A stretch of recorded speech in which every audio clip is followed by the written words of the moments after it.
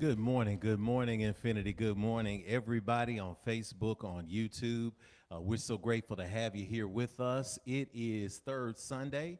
It is If Speak Sunday. I'm here with Sister Kenitha Carr. Good Good morning, Sister morning. Kenitha. Good morning. Good Well, morning. We're I'm there. like, okay. Are we loud? Are we there? Are we live? Yes. Are these things on?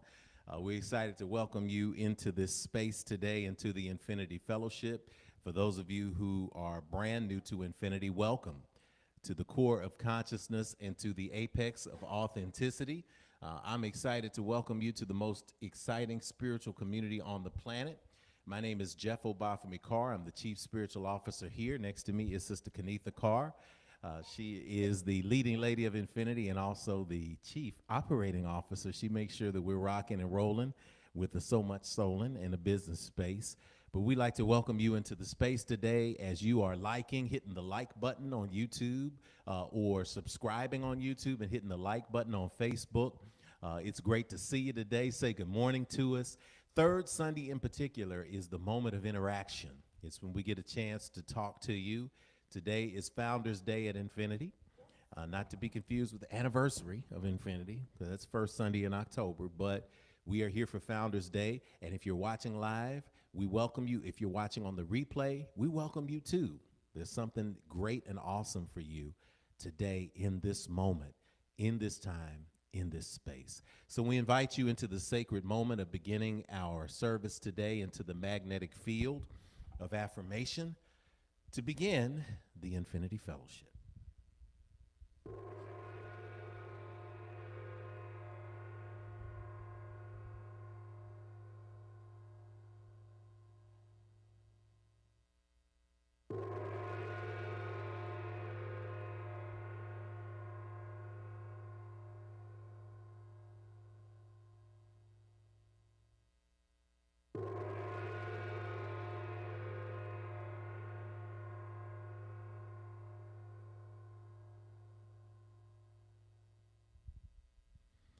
We invite you into the stillness space today.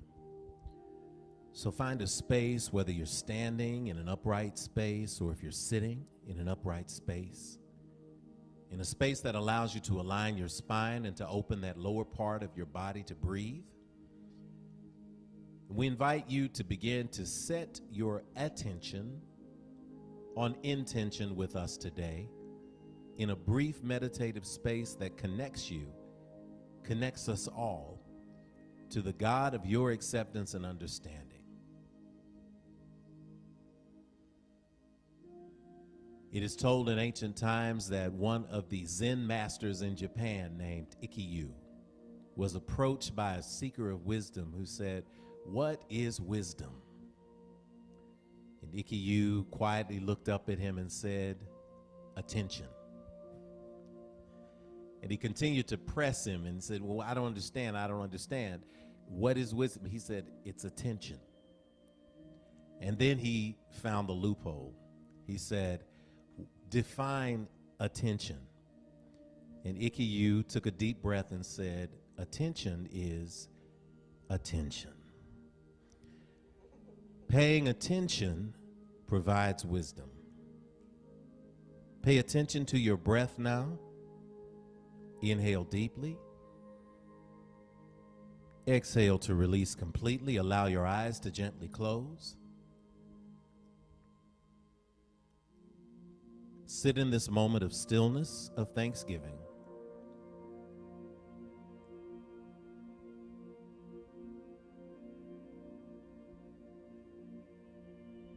Giving thanks for the sounds around you, for the joy, for the laughter, for the birds.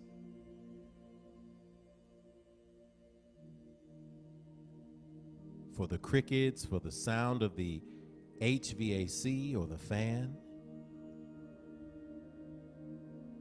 All be absorbed in the stillness right now.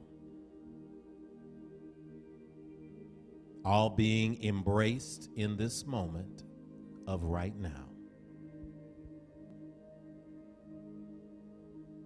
Turning the attention inward now into that space of divine source. Allowing all eyes to close, all heads to bow, and all hearts to be open.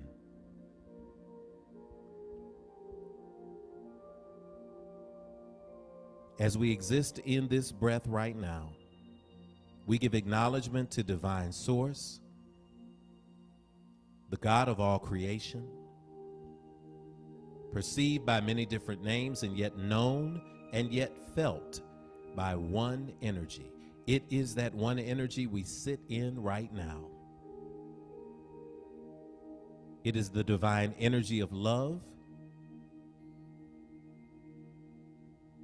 It is the divine energy of peace. It is the divine energy of gratitude.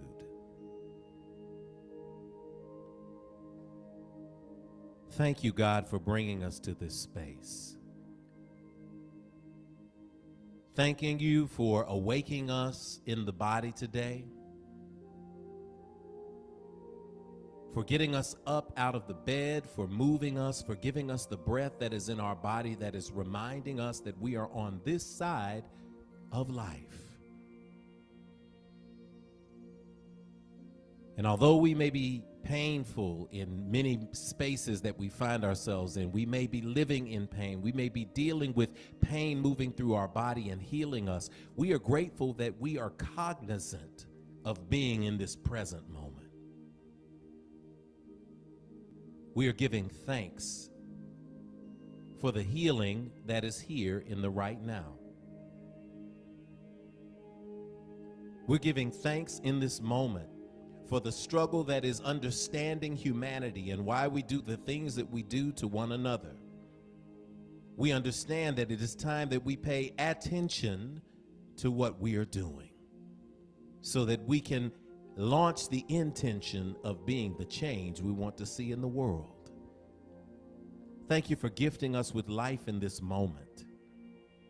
Thank you for placing us at this divine crossroads so that we can make the decision to choose love, the decision to choose life,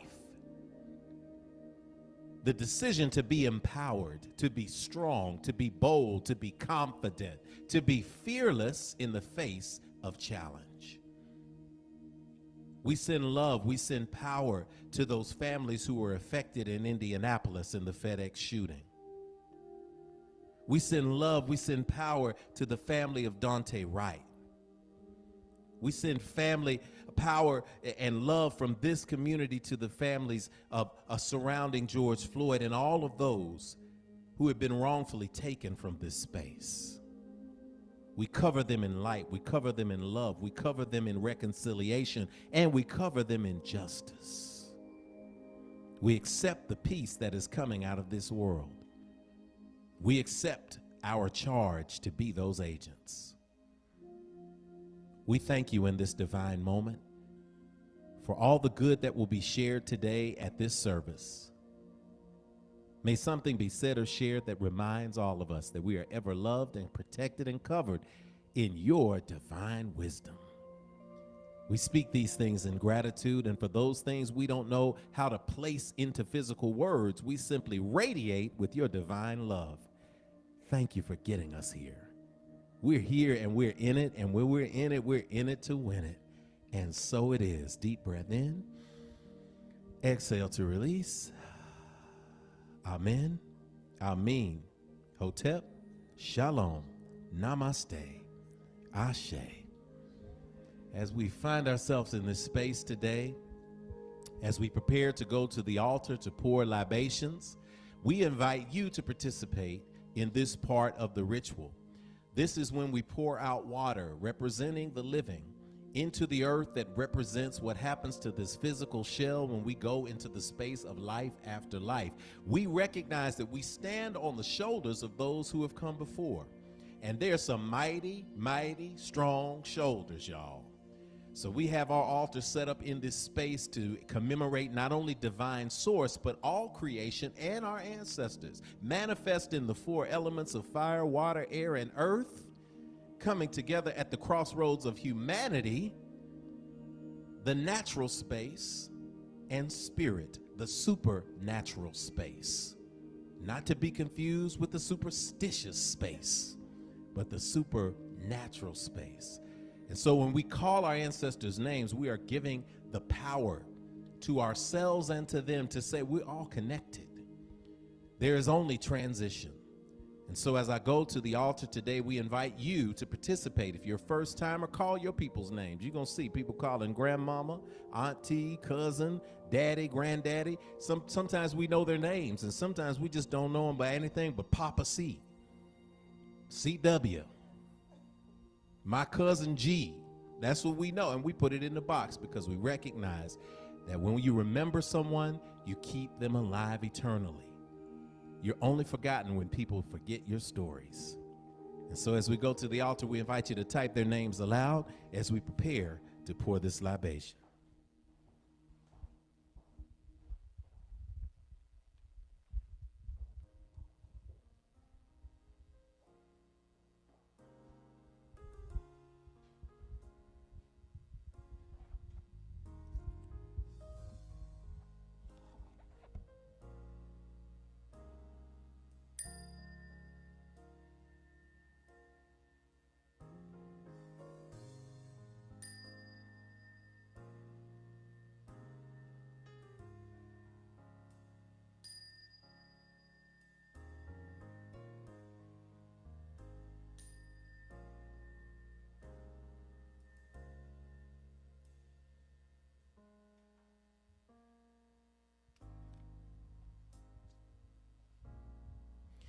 On this Founders Day moment, as we stand today at the altar, represents our four elements.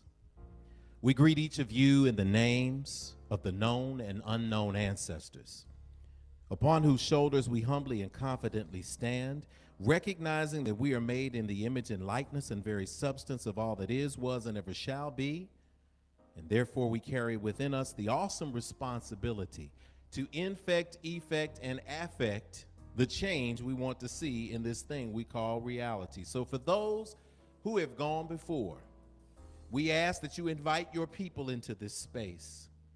To the spirits of the north, Ashe. To the spirit and energies of the south, Ashe.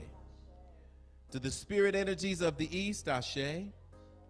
To the spirit energies of the west, Ashe. To the spirit energies of the ground below us, Ashe. To the spirit energies of the skies above us, Ashe. And to the heart space in the center, the space of crossroads that bring us all together, we pour in this space of recognition of love and life today, Ashe. We pour in memory of those who have gone before, whose transition space reminds us, y'all, that we got work to do in this world. We got to fix some things. We got to fix a space where a 26-year veteran can claim that a taser was a 9mm gun and transition the life of our brother Dante Wright. So we pour to you, brother Dante Wright, Ashe, so that you may know that your living is not in vain. So the work that is done in justice on this side makes it so that you did not live without a purpose. May your name continue to ring out in a way that gets people off their butts, into the streets, into the courtrooms, into the courthouses, into the legal libraries, into the spaces they need to be to transform this world right now. We pour to those who became victims in Indianapolis. And as we pour for them, we release the spirit of hatred that is rearing its head in American society. We reject in this pouring the notion that this is the way it is, and instead embrace that this is the moment to take a stand, for as our ancestor Dr. King said, Ashe, injustice anywhere is a threat to justice everywhere. So we commit, as we call their names, to stand for justice, to speak, to march, to organize, to vision, to execute. This is the work, and we were born into this era for this reason, Ashe. In recognition of and in respect to Matthew R. Alexander, 32, Ashe. Samaria Blackwell, 19, Ashe. Amarjit Johal, 66, Ashe. Jaswinder Kaur, 64, Ashe. Jaswinder Singh, 68, Ashe. Amarjit Sekon, 48, Ashe. Carly Smith, 19, Ashe. John Wiesert, Ashe. And to the children in the world, womb and yet unborn, those named and unnamed, we claim this power today. We welcome you into this space of creation that we call Infinity Fellowship on this Founders Day. It's a special pour for our sister Tia Hale, one of our own, who transitioned and is coming upon the anniversary. But we send that energy into the sky for you and into the ground with you, sister, for this fellowship. Ashe. Ashe. Ashe. Oh. And so it is.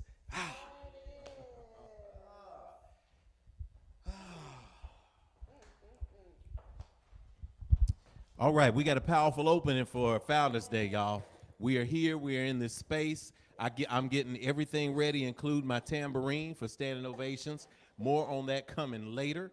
We have everything that we need in this space, and we want to say good morning to you. Good morning to you. Good morning to you. Good morning, Infinity. How do we start Infinity? Well, we start with the perm, an opening of the space of the portal to God, an opening with the ancestors, and now a moment of gratitude. So we're going to challenge you. Type one thing that you're grateful for in the box. We're going to put it up. We're going to show some of the scrolling on this bad boy. Can you give us one thing you're grateful for? Let us know where you're coming in from. Say hello, say good morning, let us know your city, and tell us one thing you're grateful for. You can sing it along with us. A good morning to you. Good morning to you. And we say da da da da da da da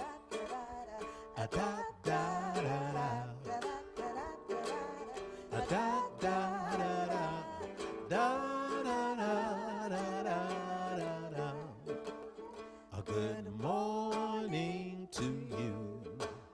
A good morning to you. Yeah. A good morning to you.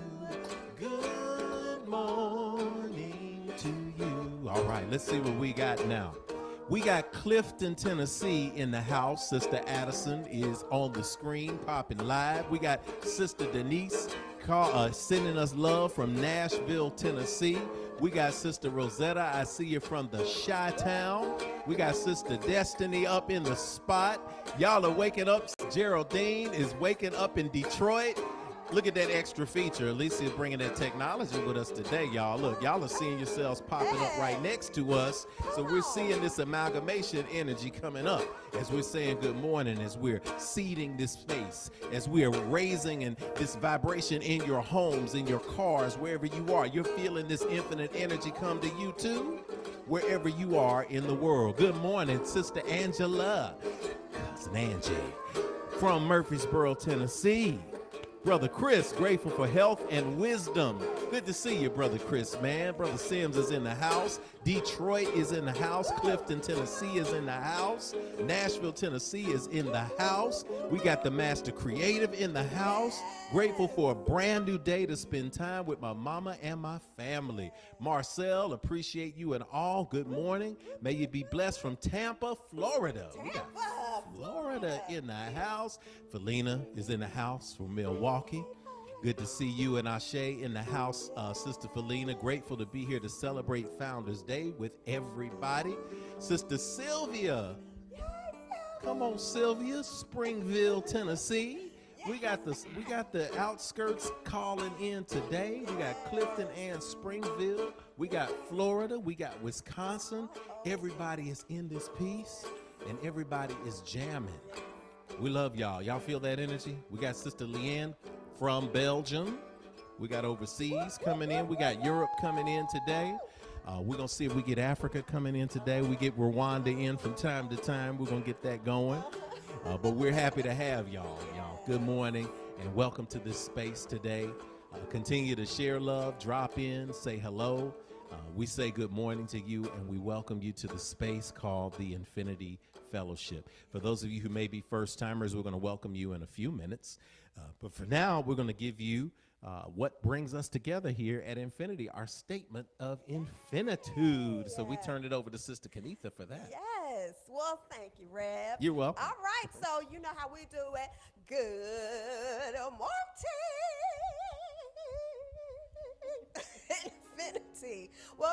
Infinity Experience live online. And I know some of you are tuning in and you're like, what is going on? Well, let me remind you of a couple of things. I like to do this every week. Here at Infinity, we don't tell you what to call or how to define the God of your own personal acceptance and understanding. Guess what? That's an intensely unique, personal, beautiful relationship. Here at Infinity, we simply affirm your unique connection. Number two, whatever you call that source energy, you'll hear us say God interchangeably with the universe, divine source. What you see around you is the proof, baby, that it was showing off when you were created after the same image and likeness. So now it's time for us to speak aloud the core agreements that bring us here together. We call that infinitude. Infinitude is defined in the dictionary as the state or quality of being infinite or having no limit. We have a unique mix of faith backgrounds at Infinity, but what centers us is the spirituality we all share in common. For us, infinitude is defined as infinity with an attitude, and that attitude is gratitude. And you hear me snapping, and that snap you just heard is the spiritual practice that gives us life and meaning.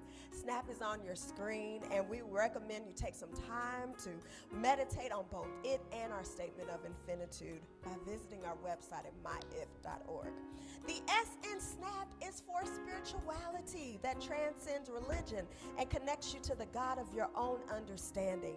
The N in SNAP is for nurturing of ourselves and others' mind, body, and spirit. The A is for action, because we take action on our callings and walk in our divine purpose every day. And finally, y'all, the P is for the proof that our spiritual practices manifest fruit in our lives through the building and maintaining of healthy and prosperous relationships, careers, and dreams. We are grateful that you all are here as unique manifestations of our Creator, the loving, living spirit of our commonality, the divine source of all creation, perceived by many names but yet known by only one energy. I am affirmation of our statement of infinitude. We agree that we are beings of pure, eternal spirit, birthed from the creative potential of the universe, with all the powers of the Creator inherent within us. We embrace the innate goodness of humankind and an abundant creation that provides for us through the seeds that we plant in our everyday lives.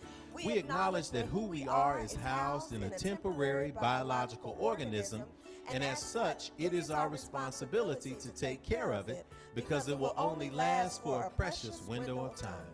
As we nurture ourselves spiritually, mentally, emotionally, and physically, we commit to provide like acts of nurturing for our fellow brothers and sisters of the world we live in, embracing all regardless of religious faith, skin color, ethnicity, gender, sexual orientation, or socioeconomic background. All are truly welcome at Infinity. We agree and accept that various religions exist as a unique opportunity for humanity to get to know one another through meaningful conversations that seek to explore the core concepts we share in common. It is the application of ancient wisdom, scientific discovery, and spiritual practices, both physical and metaphysical, that will lead us closer together as a human family. We commit to exist now and ever as a beloved community. Let it be so according to the many ancient terms of affirmation. Amen. Amen. Amin. Amin. Hotep. Hotep. Shalom. Shalom. Namaste. Namaste. Ashe. Ashe. Oh, what an awesome time to be here at Infinity today. To be here on the day we commemorate Founders Day. More on that a little bit later. But if you are a first-time visitor, we want to welcome you to Infinity. So if you're a first-time visitor, go ahead and type first time in the box in the comments section. And that way we can make sure that we shower you with muscle arms, with hand claps. I'm not the expert, but Sister Denise and Sister Rosetta Addison, they're all really good at just like clapping up people and doing all of the icons and the emojis. So whether you're on YouTube or Facebook, we want to welcome you into this space A good morning again. I'm Reverend Jeff Obafemi Carr. In this space, I go by Rev Jeff. This is Sister Kenitha Carr. She goes by Sister Kenitha. And this is when we say hello to our first-time people. We welcome you to the Infinity Fellowship, where people make the quantum leap from simple religious doctrine that can be also harsh into expansive spirituality. You have squarely landed in the core of consciousness, the apex of authenticity. So this may be your first time experiencing infinity, but we like to let you know that we know the real you. And infinity, we don't see you today as a human being who showed up to have a spiritual experience, but we see it the other way around. You are a spirit who is navigating the human experience, just like the rest of us. And so we like to welcome you in a very special way. We like to hold up our hands and we like to send them toward the screen, and we like to shoot you this electric energy. We can't wait till we're back in person with y'all, because it's a loving experience when you get your first visitor's welcome in this space. So go ahead and take a deep breath with us in. Exhale to release. We're going to hold up our hands and we're going to say this. This is what we say to all of our first-time visitors, but we also say it to each other. So if you're receiving it for the first time, just go ahead and receive the love. And if you're not receiving it for the first time, if you're saying it, you go ahead and share the love. If you got somebody at home that needs to be seen, you get all of the kids, you get all of the family, you get somebody you love, somebody's in the other room cooking or doing their office work, you say, hey, babe, hey, come here, or listen to this. I got something to say to you, and I want you to feel it in your heart. Ready to do it? Deep breath in. Exhale to release. I see you. But you don't hear me, though. I really see the real you. I see who you are. You are a divine manifestation of God's creation. I see what you are. You are a spirit. You're more than what's on the outside. You're a gift to me and to the entire world. I see where you are. You're right here with me, where I can let you know, if nobody else will, that you are not alone. I'm with you, we're with you, and you are at home. I see when you are. You're in the right now, baby. You are so much more than your yesterday. I see why you are. You're here to learn, to grow, to embrace your dreams, and to celebrate your divine destiny. I know all this because I'm here to do the same thing. So we're going to help each other out. All right? I know the real you, and I see you shining today. So welcome to infinity. Welcome home. Oh, we got the groove in the seats today. First timers, everybody else. Oh, you rapping today? You rapping today? Come on. Uh-oh. Hey, on the, see, thank you, friend. She cut me off, because I was about to go down on, what? Queen Alicia has she has a lot of talents behind the scenes, yeah, y'all. That's the best right there. She has the ability to make you look exceptionally good. Yes. She has an ability to make you sound exceptionally good. And she has an innate ability to keep you from making a complete donk out of yourself. So thank you. We appreciate you, Sister Alicia. That's what friends are for. That's what friends. We are off the chain today for our space here. And as we're giving gratitude, I want to scroll back a little bit, if we can, Sister Alicia, to the feed. I saw a couple of moments of gratitude that I want to acknowledge. Sister Michelle, grateful for great health and positive energy flowing through me in Dallas, Texas. Good to have you in, Dallas. Love to Infinity Fellowship. Sister Rosetta, in Chicago, I am grateful that my niece Tatiana is recovering from COVID and is back to work. I'm grateful for the breath of life, for family, for friends, and for working to improve the lives of African people worldwide. Come on. I Ashe, say that. Ashe, Ashe. Yes, Y'all, we ain't forgotten you. And we get a little bit more leeway on third Sundays to check out the feed and to read the feed. And we want to keep that going, and we're going to keep that energy going in this space. Sister, it's time for our offering period. Well, all right. We love our offering. And when we dance, it's because we recognize that offering is an opportunity to take action. So action is in abundance. It's in giving. If you look in the back there behind Sister Kenitha, right about there, stay still. Ooh, I got it. Making your head shrink there. Right there. That's an A.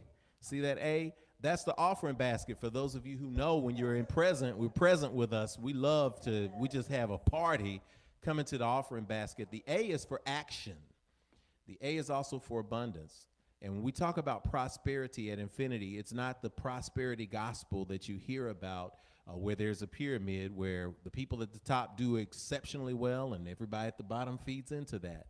A rising tide lifts all boats. We define prosperity. How? Number one, do you remember? We always remember. A vitally alive body. Yep. Prosperity is a vitally alive body. More on that in a minute, because we got a special guest who's coming in for If Speaks to help us see and remember why it's important to have a vitally alive body as part of being prosperous. Two, relationships that work all the time. Healthy relationships that work all the time. Three, work that is so fun. Work that is so good and so in alignment with your divine purpose that it's like play. Yes. Living and walking in your divine purpose. And four, of course, all the money that you can spend. So the money that you need to do the things that you want to do. We have social justice outreaches. We have housing that we're building, and we're operating from a space of abundance. We're going to feed people. We're going to clothe people. We're going to shelter people. And that starts with a giving spirit. So those of us who are in that vibration, those of you who are in that vibration, it's time now for our vibration moment where we exercise our giving. For those who are tithers who give 10% to the space where they receive your spiritual food here on Founders Day, this space is Infinity Fellowship for us because we get a lot of spiritual food here. For those who give an offering that they are moved to give today, we invite you to give because y'all, we are continuing to reach people and change lives, and it's all because of you being a part of a spiritual circuit that is not a circuit of taking and receiving and thinking that things are going to grow. That's the old school scammer. I'm just going to get everything and I'm going to run and I'm going to be blessed. No, you contribute to and you join that circle because then it gets even bigger and even better, and that rising tide lifts all the boats. So we have an opportunity. We have three ways that you can give. You can give via Cash App securely, $ Infinity Fellowship. You can give through PayPal, paypal.me/Infinity Fellowship, and you can send it in the mail, and that is Infinity Fellowship, 641 West Nocturne Drive, 37207. Give from that space of abundance and not from that space of lack or fear today. As we grow and as we expand, we charge our money because we say that everything is good. So we supercharge our money with a group affirmation. So we invite you to sit up, take a deep breath, exhale and release. Go ahead and close your eyes in this meditative moment.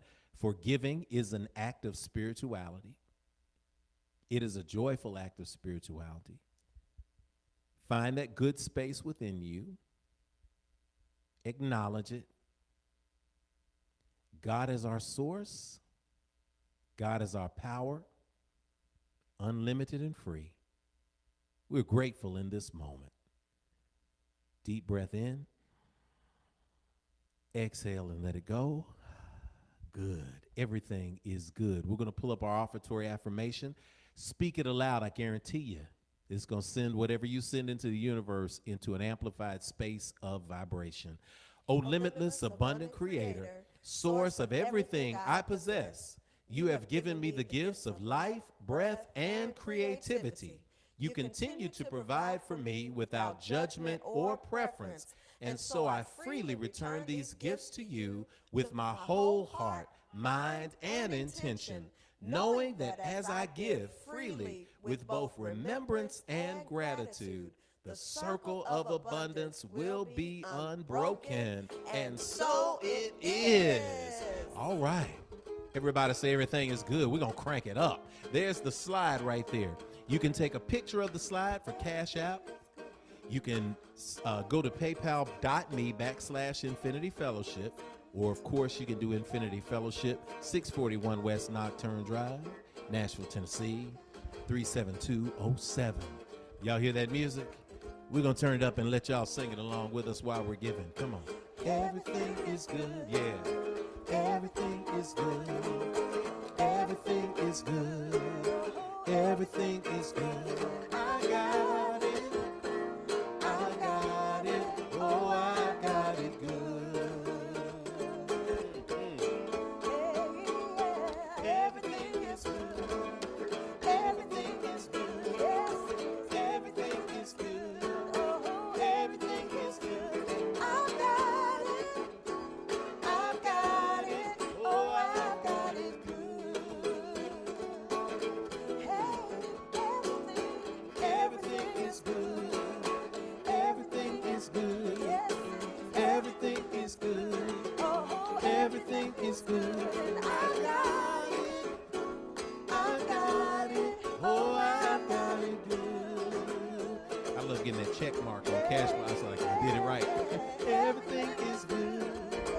Everything is good. Everything is good. Everything is good.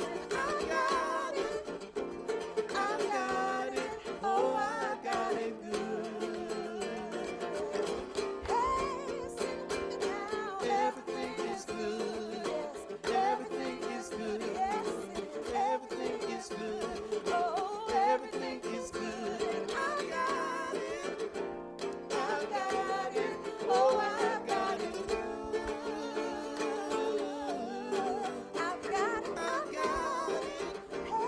I got it. Oh, I got it good. Oh, tell it to yourself. I got it. Hey, I got it. Oh, I got it good. Oh, I got it good. Shout out to the great Reggie Wooten. Yes. For playing the tracks on that, and even on the days when he's not here, we get to hear his guitar rocking and rolling in the background. And my Mimi Everything's good. Zamora, because she's Yeah. going to be on Voices of Infinity, because I heard her singing that song too, and I was so blown away. We're gonna have to Sing do, it, you know, baby. Sister Kanitha, we are gonna have to do, in all seriousness, we're gonna have to do a series of videos of people doing things like peace, peace, and everything is good. We got to do that. We had Second Sunday selfie, and we had so many beautiful faces that were on our Instagram feed. And one of the beautiful faces was Zamora. It was Zamora. So Latamisia, Craig, the family there, and Mansa was on there too, and she was singing Everything Was Good. And when I tell you right now, I was like, man, I thought of the old days of Star Search. Some of y'all young folks don't remember Star Search. I think that's what they became American Idol. But it used to be a show called Star Search before America's Got Talent. And she was, man, going in with her cute self, man, her beautiful energy, singing Everything Is Good. When you sing that vibration, you know that vibration is there. You know that you change the field around you. The law of attraction is about understanding that your frequency is something that you get to control. So you can't control circumstances, but you get to control how you interact with them. So as we deal with that energy of the law of attraction, we want to make sure that you're putting out a frequency that is going to attract to you like energy. Like energy attracts like energy. So with that, we are moving to some of the best parts of the service. But first, we got announcements. We got great things coming up. So y'all give it up for Sister Kanitha. That's what we need. We need some sound effects. We do. We need some sound effects. We do. It's Roaring amazing. crowd. Give it up, Sister Kanitha. Thank you. All was right, pretty good, good. Martin. Infinity, as always. Guess what? This is the time to go ahead and start typing in the chat box something great that has happened to you this week. Even if this is your first time being online with us, you still get an opportunity. So right now, I tell you, because we sometimes have a delay, so go ahead and type in if something great has happened to you, type it in the chat box now so that we'll be able to see it when we come to the time of standing ovations, okay? All right, welcome to April, the fourth month of 2021, the year of alignment. And our daily mantra is remember, everything's going my way. And I like to sing it, everything's going my way. Yes, so we speak that you are being safe at home and embracing this opportunity to explore your spirituality on a deeper level than ever before. So here are a couple of important reminders of things happening here at Infinity. Next week is Yoga Sunday. Woo, woo, woo, woo. Last month was a great balance between physical poses, breathing, and meditation. And next week promises to take us even higher. From home, roll out your mat or towel on the floor, have a block, book, and or pillow nearby, and join us at 10 a.m. for the world's Yoga Sunday, okay? So place your body in alignment with your mind and spirit. That's important right here at Infinity. Yoga Sunday is for all levels, even first timers. And Rev Jeff is also a 200-hour certified yoga teacher. So we got you covered, family. All right. Woo woo. So we've been asking for this. Attention, new members. Once again, it's time for our new members orientation. Yeah. We'll be holding it virtually via private Zoom. If you've joined Infinity recently, if you are joining today or if you have not been through an orientation, please sign up for this one. Send us an email at infinitynashville@gmail.com with new members in the subject line, and we'll send you a registration link. Orientation will be held on the second Sunday in May 9th at 2 o'clock p.m. Central Standard Time. Okay, we got that? May 9th at 2 p.m. Central Standard Time next month. Gonna be fun. It's Yes, gonna be it is. great, Awesome. like everything else. All right, y'all. Okay, this is. We need a drum roll. Save the date for Memorial Day. Woo! We will have our annual Memorial Day celebration this year. Of course, it's going to look a little different because of COVID, but we're still going to have something. So place it on your calendar. Yes, we will do it safely, and it will mark the beginning of the road to the return to in-person gatherings by this fall. So mark your calendar for May 31st. This will be an event for the entire family and give us all a chance to gather safely outside for fun and fellowship. So mark it up. We're going to give you more details later. All right, it's time for Standing Ovations. Tune your vibration to a high elevation. It's time for the good news, our standing ovation.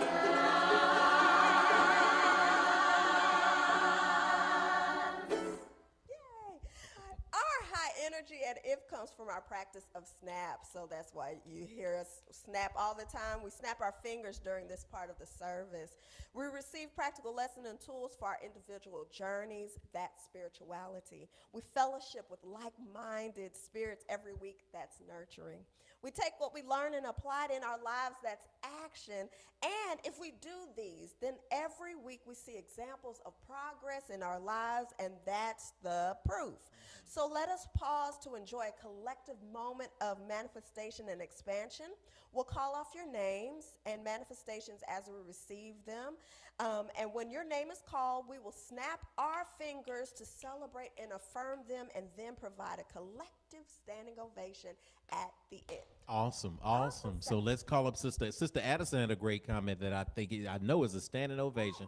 Sister Addison in Clifton said, our teaching last month totally changed the way I view tithes and offerings. I've been participating since then, and it feels so good. Snap, snap, snap, snap, snap, snap, snap. We know. We with you, sis. Yes. telling you, when you remove the blockages from money and you start seeing money as energy and it's simply a tool, you're no longer constrained by it or enslaved by it. And you see that it's just a part of a spiritual practices that adds to you. So glad that you got that from last week. We had a great service last week all the way around. Go back and watch the replay. We're grateful for technology that gives us the ability to replay and for people to find infinity and to discover infinity as a space, as home. All right, we got Sister Star. Sister Star. Sister Star says, and those of you got those ovations, put them in here. Sister Star says, this weekend, my daughter Kamara, what's up, Kamara? All four of the Ks. Kamara is one of the female artists working on the mural on the side of Slim and Husky's The Rollout. I am such a proud mother. We are grateful to Kenitha and Rev Jeff for doing the Academy over the summer where the connections were made to make this possible. We love you. We love you too. Sister, look, I was taking pictures. You can't see it from right now, but right there, you can see that. Yay, Who is that? That's Kamara on the news last night. We saw Kamara on the news painting. We were like, Kamara's on the news, baby. She's Infinity so Kids doing it big. talented. She's so talented. Talk about that, sister, the importance of that. Each year we do a Performing Arts Academy for young people from all over. And Sister Kamara was in our Performing Arts Academy. Performing Arts Academy, because she's very talented. Like we here at Infinity, we just have tons of kids. Yes. But even outside of that, we have tons of talented kids. And so giving them an opportunity during the summertime where they can come here and get intense, it's like an intense It's a real academy. where they're Acting, doing creative writing, but all shout of out to that. Brother Andy. Yes. Dance, Art, music, dance, visual arts, all of it. And then putting together a production at the end of the year. We brought it Yes. over from the Amon Ra Theater, and we Yeah. 13 years, I think, in doing it. 100% of the kids graduate from high school. And we've seen some talented young people who need that Just intense need that environment. nurturing. So that's amazing because Kamara just has her own talent. Oh, my gosh. And Star's done an incredible job with her girls too. Yes. So yeah, and Kayla, like there's a lot of different people who Kayla? have Oh, my gosh. like these incredible gifts. And so I'm just glad that we have a place where they can Yes. go ahead and they're doing things outside Yes. in the world so that people can Yes. see them. Yes, so shout out to Mr. Mike Yes. and One Drop Inc. and all of the people, the Arts Commission, who are empowering these young people to then take their talents out into the world. To look and see one of our kids out there working on a building that is now going to become a historic part of Nashville, and to be a kid doing that, you talk about power. So keep doing it, Star. Standing ovation to you and all our girls there in the household. Sister. She said, send me that pic. I got a picture of a pic. I will. And I'm going to find the story on the website when it comes up so we can send that to you too. Sister Denise has a standing ovation. Standing ovations for DJ and Zion. For D, DJ and Zion. So we got Demetrius Sr., we got Demetrius Jr. D, DJ and Zion. D's birthday is 420. Happy birthday. Happy birthday to ya. Happy birthday to ya. Happy birthday. I like it. I get to do my bass. Happy birthday, D. Hey, make sure get D on here because I got a special message for him in about 6 or 7 minutes coming up. We got a special guest who's going to drop some real knowledge on us and some real science on us.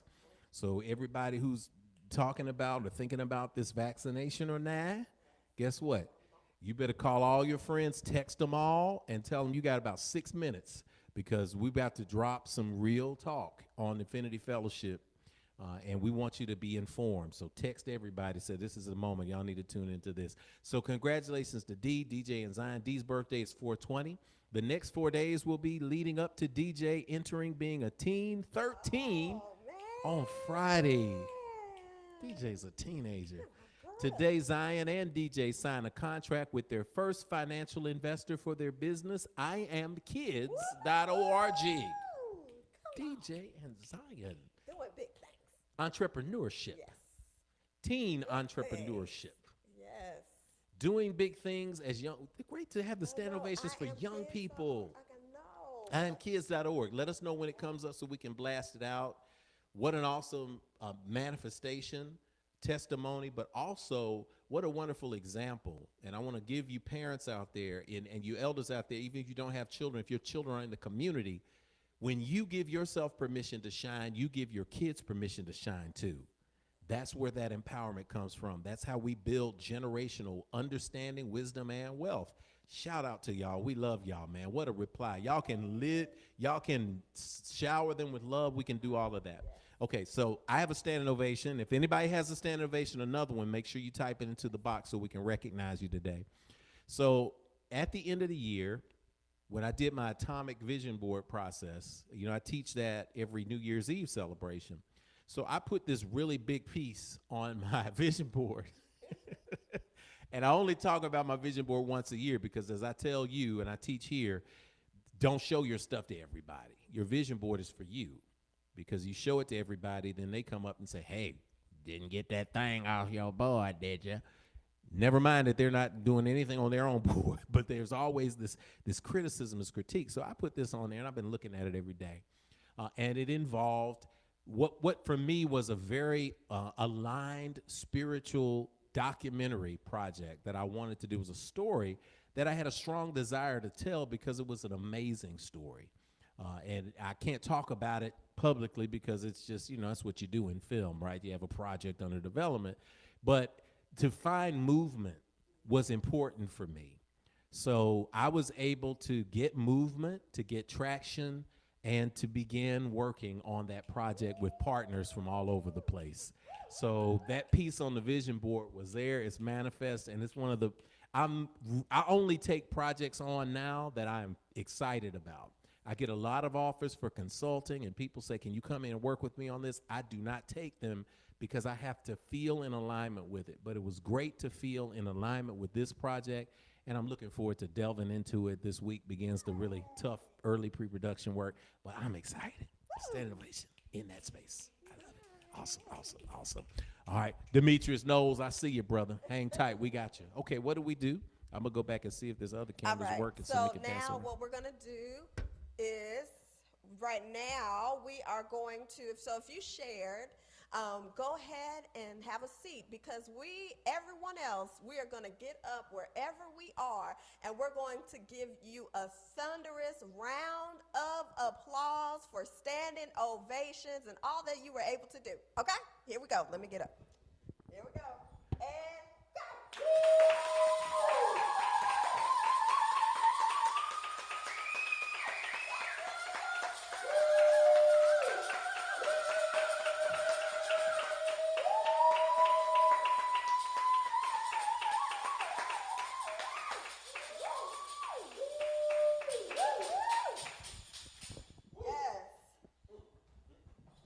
So those are the announcements and ovations for today. So it is spoken, so it is received, and so it is. Ashe. Ashe. Thank you, Sister Kanetha. If y'all noticed, because the framing on the camera today, we have it framed for our conversation. So I tried to go back to the back and give the full standing ovation, but the framing didn't give me enough headroom. And I noticed that y'all were seeing the headless chief spiritual officer. So I'm 6'2", so I had to squat down a little bit. So I thank God for glutes. I thank the ancestors for quads, and for everything that I'm gonna feel from being back here doing a standing ovation in a squat. But I still will do it because I'm excited about each and every one of you. As we prepare today for the message, before the message, we've got an important conversation to have, and we're just going to speak for a few minutes, but we're going to bring on a special guest. I want those of you who are concerned about yourself, which should be everybody watching, I want you to consider that we are in the middle of a pandemic. The pandemic's not over. I know that we saw some beaches in Florida and some mountains in East Tennessee, where once a few restrictions were lifted, people just said, hey, it's done. We're over. I got a shot. I got a vaccine. We can go party again. There's fact and there's fiction around the COVID-19 vaccine. Today, I am welcoming and so grateful to welcome in one of our good brothers in the scientific space, Dr. Donald J. Alcendor. I'll tell you a little bit about him first so that you all know. I could read his bio and it would take up the entire service. That's how bad this brother is. He's an associate professor at the Center for AIDS Health Disparities Research Division of Microbiology and Immunology, Physiology, and Obstetrics, obstetrics and Gynecology, OBGYN, at Meharry Medical College. He's also an associate professor in the adjunct space in the Department of Pathology, Microbiology, Immunology, Division of Infectious Diseases, Vanderbilt University Medical Center. He is on the expert advisory panel. He's a member for the American Lung Association COVID-19 Action Initiative, antiviral and immunomodulating therapies, health promotions, and pandemic-related social, behavioral, and racial disparities, and ALL Scientific Advisory Board. One more thing that I'm going to read because I love it. We put this on the flyer. Dr. Alcendor was also a research consultant to the Viral Vector Core Laboratory in Viral Oncology at Johns Hopkins and was a cytomegalovirus expert. Say that 3 times. A cytomegalovirus expert for the FDA, Division of Vaccine Injury and Compensation Program for the Department of Health and Human Services in Rockville, Maryland. Ladies and gentlemen, let me just say, the man has the credentials, so we can trust what is coming out of his mouth. I would like to welcome up and bring up to the stage Dr. Donald J. Alcendor. Welcome to the show. Doc, welcome. Good to see you, man. Can you hear us? Thank you for having me. I can hear you. Can you hear me? We got to get your mic in. For some reason it's muted. Can you unmute on your end? Yeah, it should be fine. Let's see if we turn up the volume on the computer maybe. Yeah, my mic is open. Clearly. Okay, try it again.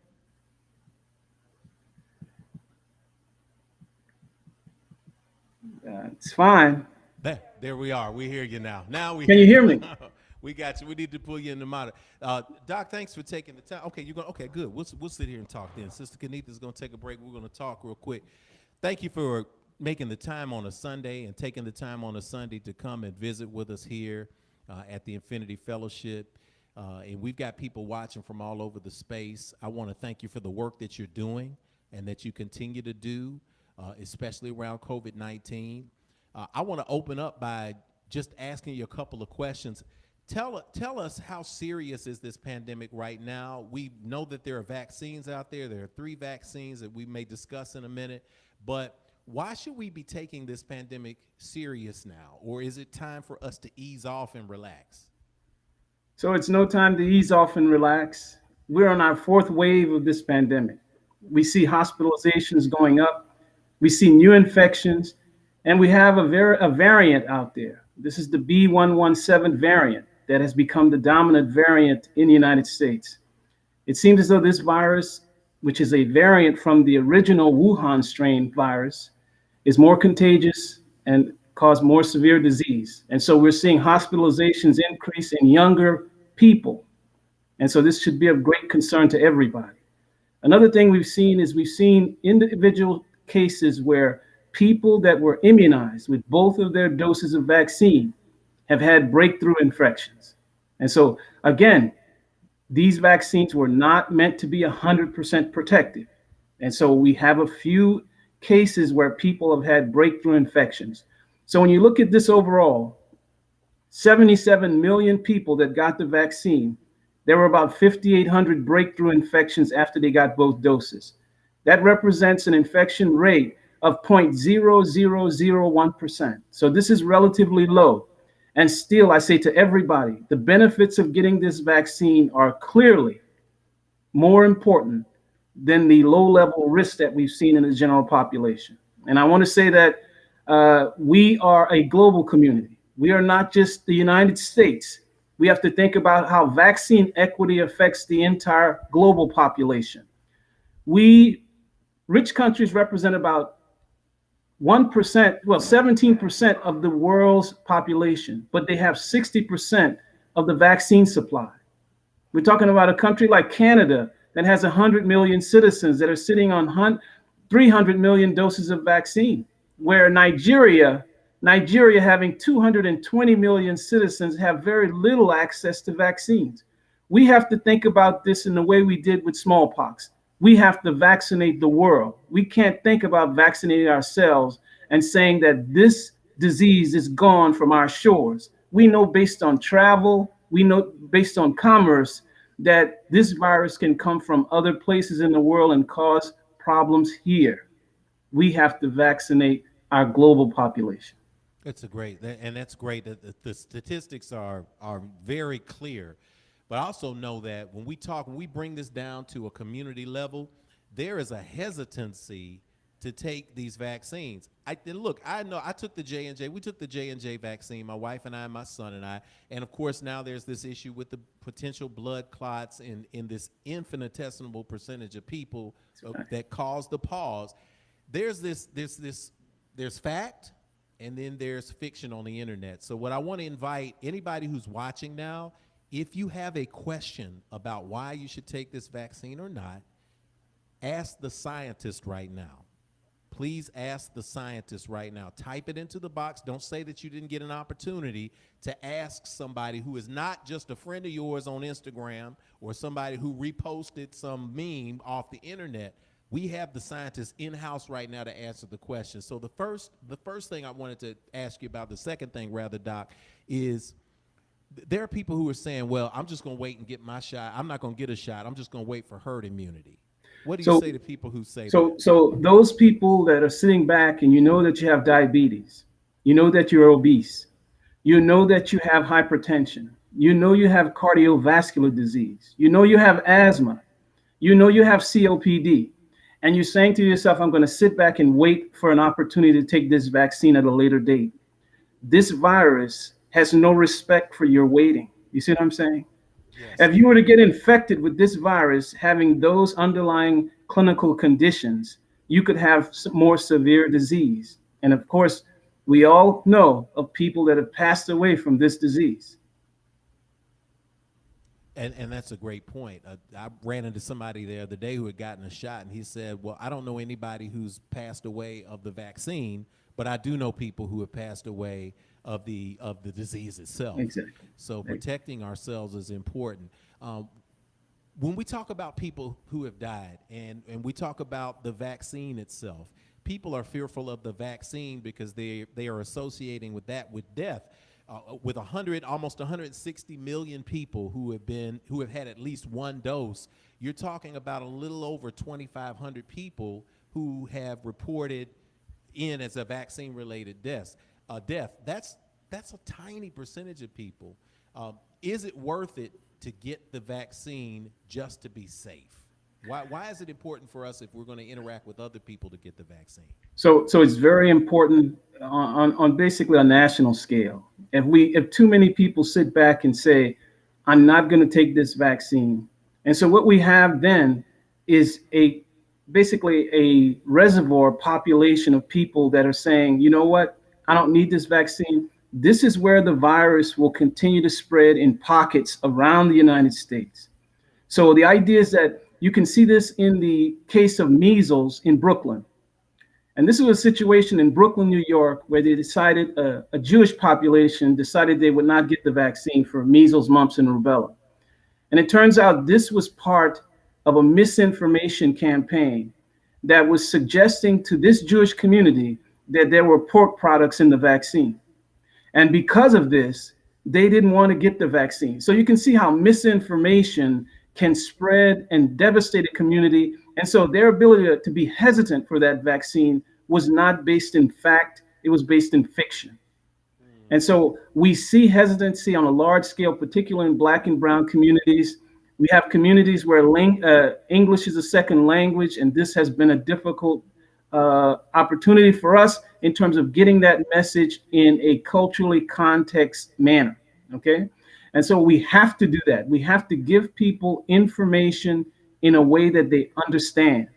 And then my opportunity to get out on the street and go to small businesses, salons, and barbershops and talk to people And let me tell you, I have gotten mixed emotions from people about this vaccine, to the point where I walk in a barbershop and they tell me that, why are you coming in here with this poison to kill our people? Yes. And what I'm saying is that he's a respected person in that community. You see what I'm saying? Yes. And so he can deliver a message for that you simply cannot as a scientist. But again, that message is grounded in misinformation. You see what I'm saying? And so we have to deal with this on a large scale to prevent pockets of people that remain unvaccinated as we go on this pandemic. We need 75 to 80% of people to be vaccinated to reach herd immunity. That's great. That's great. Okay, we've got 2 questions in for you, Doc, and I'm Sure. glad to have them. And again, thank you for making time in this space. For me, health in Infinity, in our space, health and taking care of yourself is a part of spirituality. Holistic health is a part of spirituality. It's a vital part. And thank you for, again, taking that time on a Sunday. Duran asked a question: what does the vaccine do biologically? Once it enters my veins, what happens? So let's talk a little bit about what the vaccine is. Okay. So the vaccine is mainly water. It has preservatives in it so that the vaccine will have a shelf life. It also has a small component of the virus that is harmless to a person. It also contains something called an adjuvant.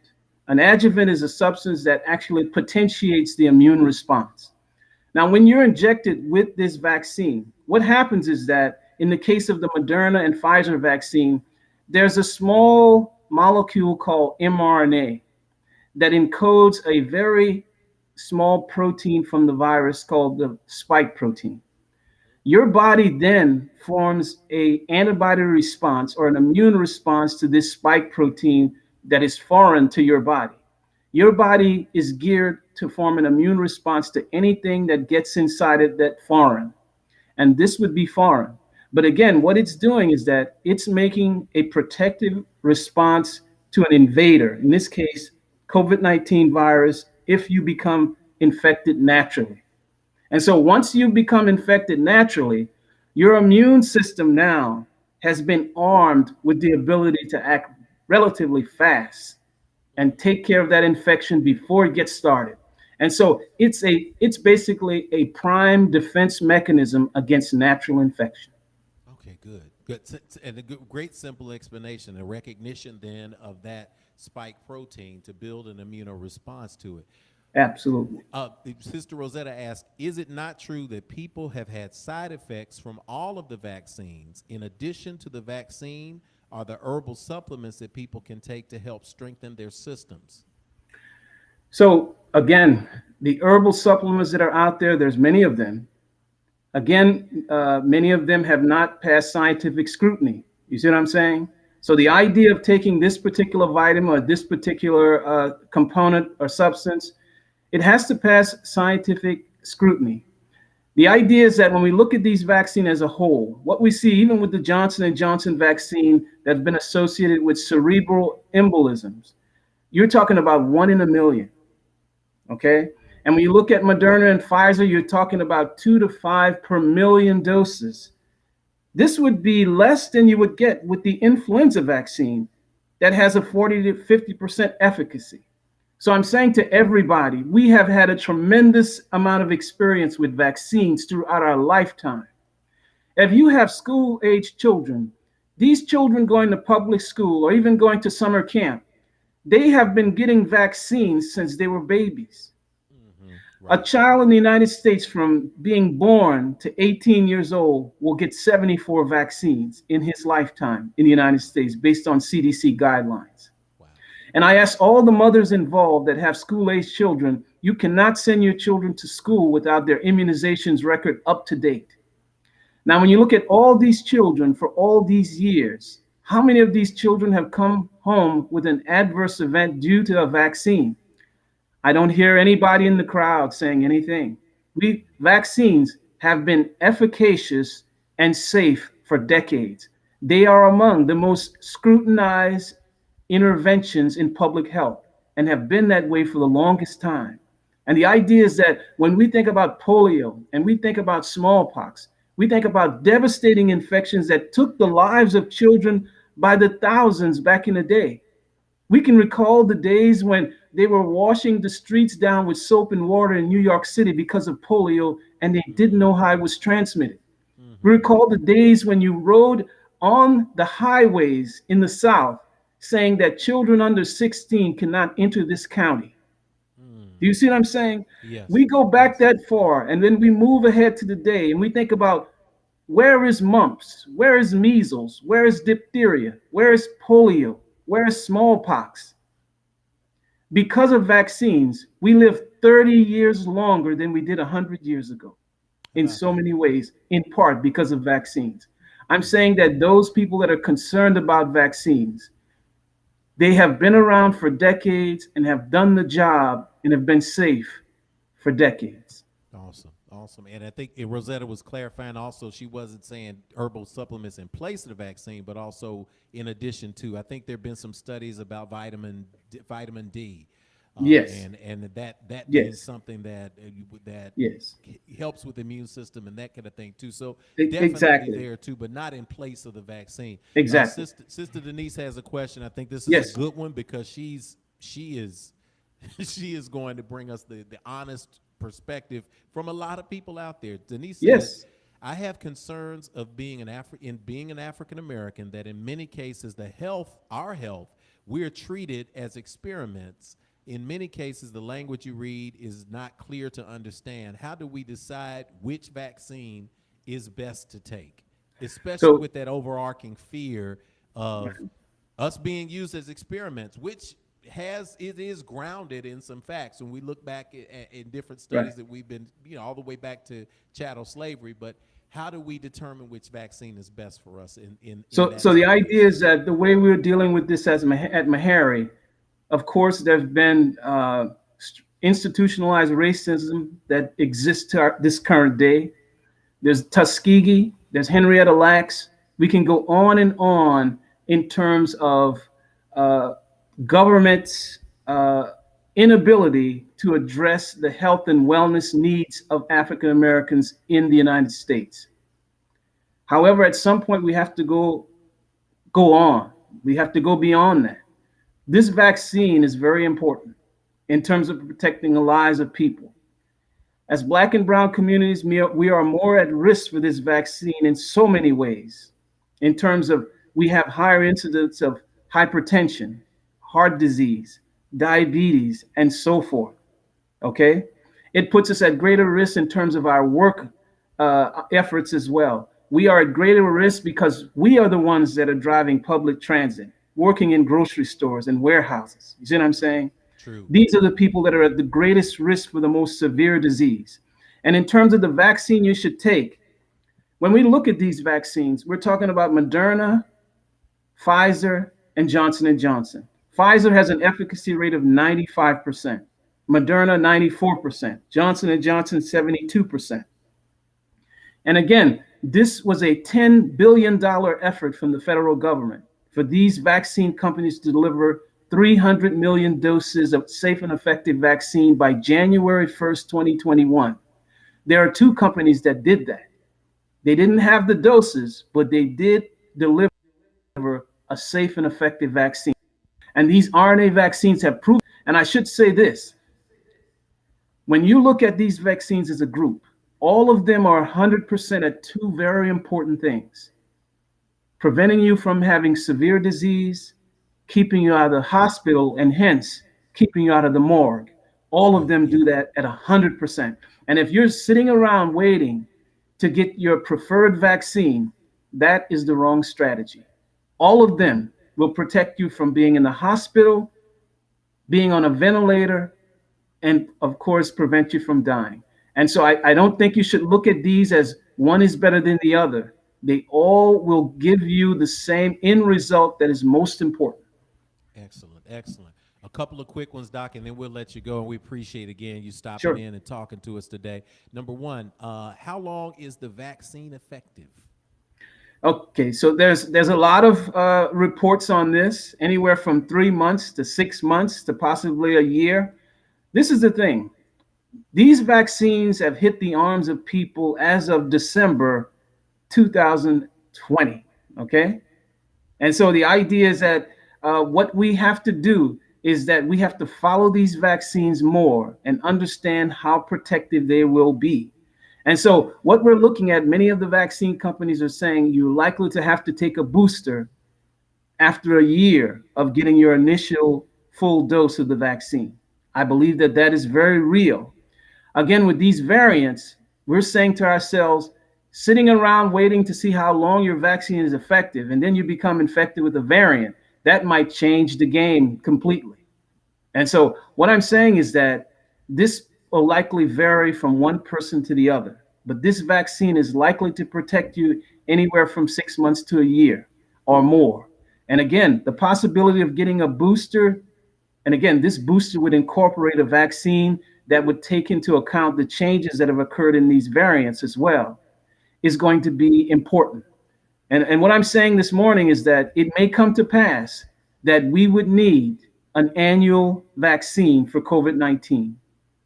In many ways, like we have an annual vaccine for the flu. For influenza, that is correct. Okay, good. And I'd say this because I took the vaccine and I don't take I'm one of the people who I don't take a flu vaccine. My kids take the flu vaccine, but I've not taken it. I'm a holistic practitioner, but even I took the J&J vaccine for COVID. So that I try to tell people that means something. When non-vaxxers traditionally also take a vaccine because we want to look out for people. Sister Felina had an incident where her child was injured with the vaccine. So I think in understanding this and taking that into context, we're not saying that 100% of every person out there is not going to be affected negatively by this vaccine. But I think in another interview, you may have mentioned that the risk of dying from a vaccine is equal to the risk of being struck by lightning. That is correct. Okay. That is correct. And Rev, I want to say that vaccine deaths are reported to a regulatory agency called VAERS. Okay. And the idea is that when a vaccine death occurs, it's not really a vaccine death, it's a vaccine related mortality. And the idea is that you have to then now come up with evidence-based information that basically link causality to the vaccine. And that has been very difficult so far. And so the VAERS regulatory system has not really been able to directly link causally a vaccine to a death. I'll give you an example. If a 75-year-old man gets vaccinated on Monday and he dies on Wednesday morning, couldn't that be related to the vaccine that he got? Could it be related to the breakfast he had? Or could it be related to him being older and maybe coming down with a disease that he had that ended his life in terms of a heart attack or whatever? And of course, and you remember Hank Aaron, who got the vaccine. A week later, he passed away. There were many ties that suggested that the vaccine killed Hank Aaron. Again, you see, this is misinformation gone amok. And the idea is that you have to be able to tie vaccine injury with causality and death. And let me tell you, vaccine companies were somewhat made immune because of this strategy in the Project Warp Speed. However, vaccine companies are not completely off the hook. If there is willful negligence by vaccine companies, a person now can go to the Vaccine Injury and Compensation Program to plead their case. But let me tell you, you have to have all your ducks in a row here in terms of scientific evidence that links vaccine administration to mortality. Excellent. Well, Doc, before we let you go, a real quick nerdy question that comes about, because this is also a nerdy question that foments a lot of the dissent and the hesitancy on the internet as it relates to the vaccine. The concept of changing, transmogrifying your DNA, and that the problem is this is an RNA, mRNA vaccine, so it's going to change your DNA from generations to come versus a more flu-related vaccine in the J&J. Talk about that. How does this and it came and marry it to They just came up with this out of nowhere in 3 months, in 12 weeks. So I don't trust any vaccine that just appeared in 12 weeks. So let's talk about how long these vaccines been around. So the Moderna strategy to build an mRNA vaccine was decades in the making. They tried this when Ebola came out. They used and developed one for Ebola and so forth. So it's been decades in the making. They have been perfecting their craft over the years. Pfizer went in with BioNTech from Germany, who had been perfecting their craft on mRNA vaccine for years. And so what they did is that they did this in a number of animals and experimental studies with Ebola and so forth. Now, the RNA getting into your body and affecting your DNA. First of all, the RNA, when it sits around in the cell, the company points out that it's there for about 20 minutes.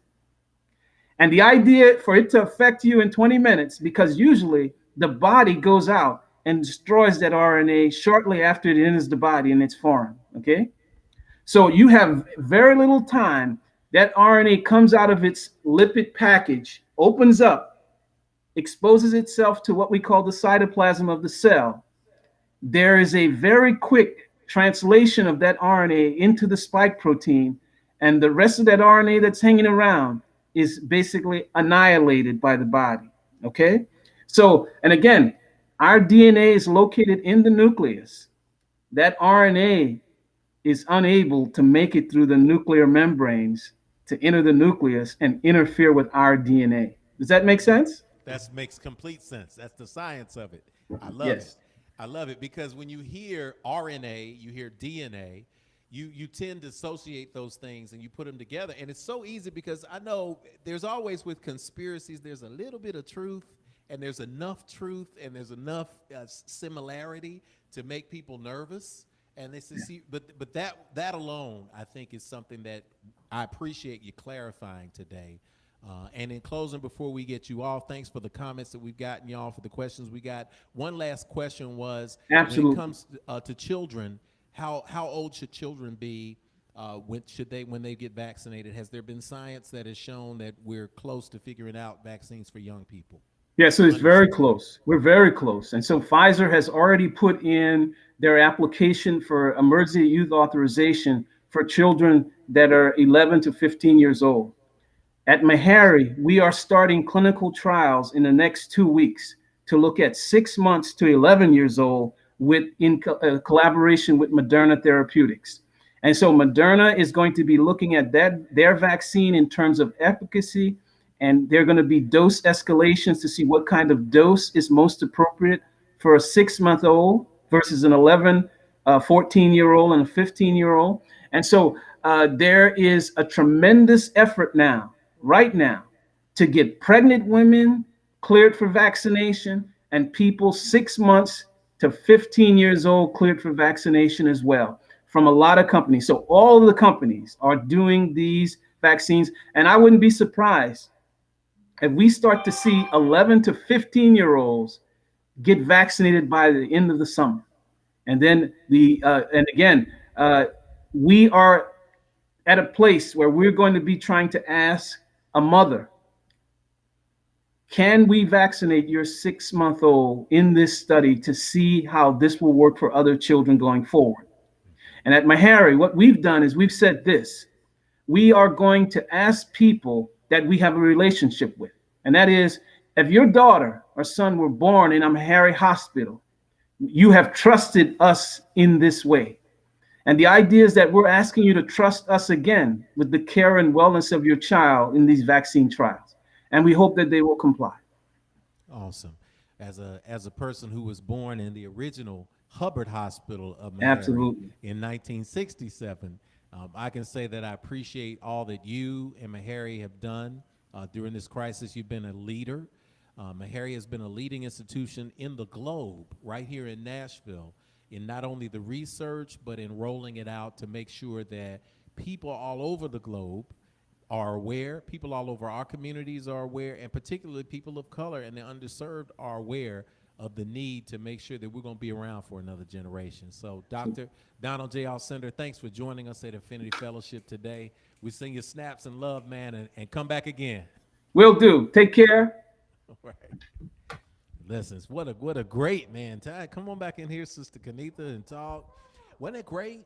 I'm going to put up something that Rowena said because it's a great comment, and then we'll finish out our If Speaks today with our great. little conversation here. Such irony, Sister Rowena said in the chat. Some people never question the ingredients in tattoos and enhancement injections. Yikes. And yet they question the worldwide science on the COVID-19 vaccines. How deep is that?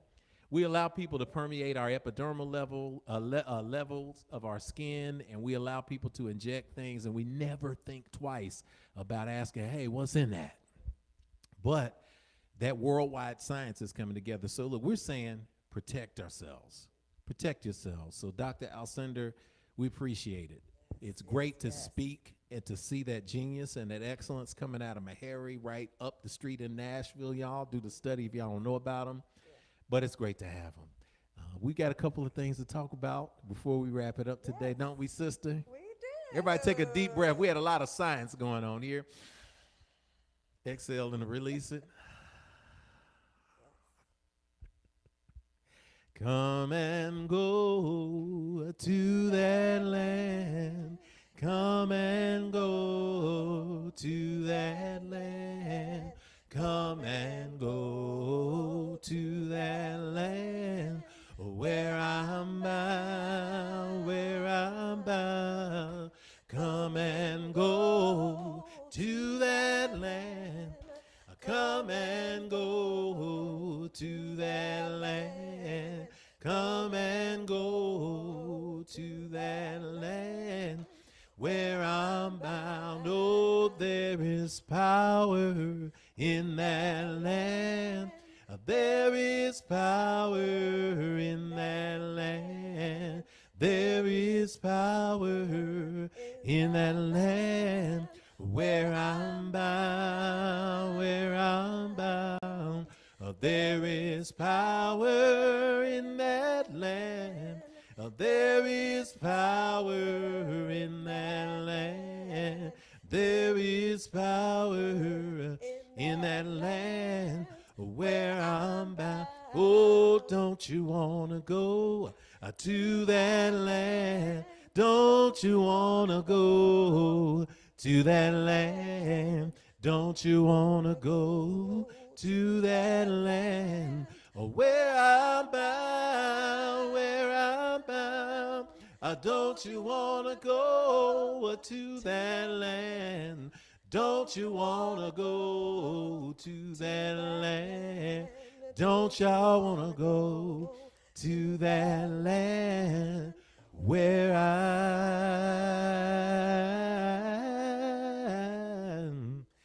bound?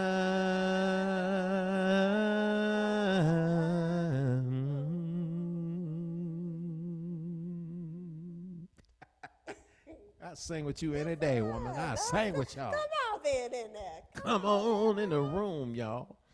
If Speak Sunday, what a remarkable time. Founders Day. Y'all, this is a special space today.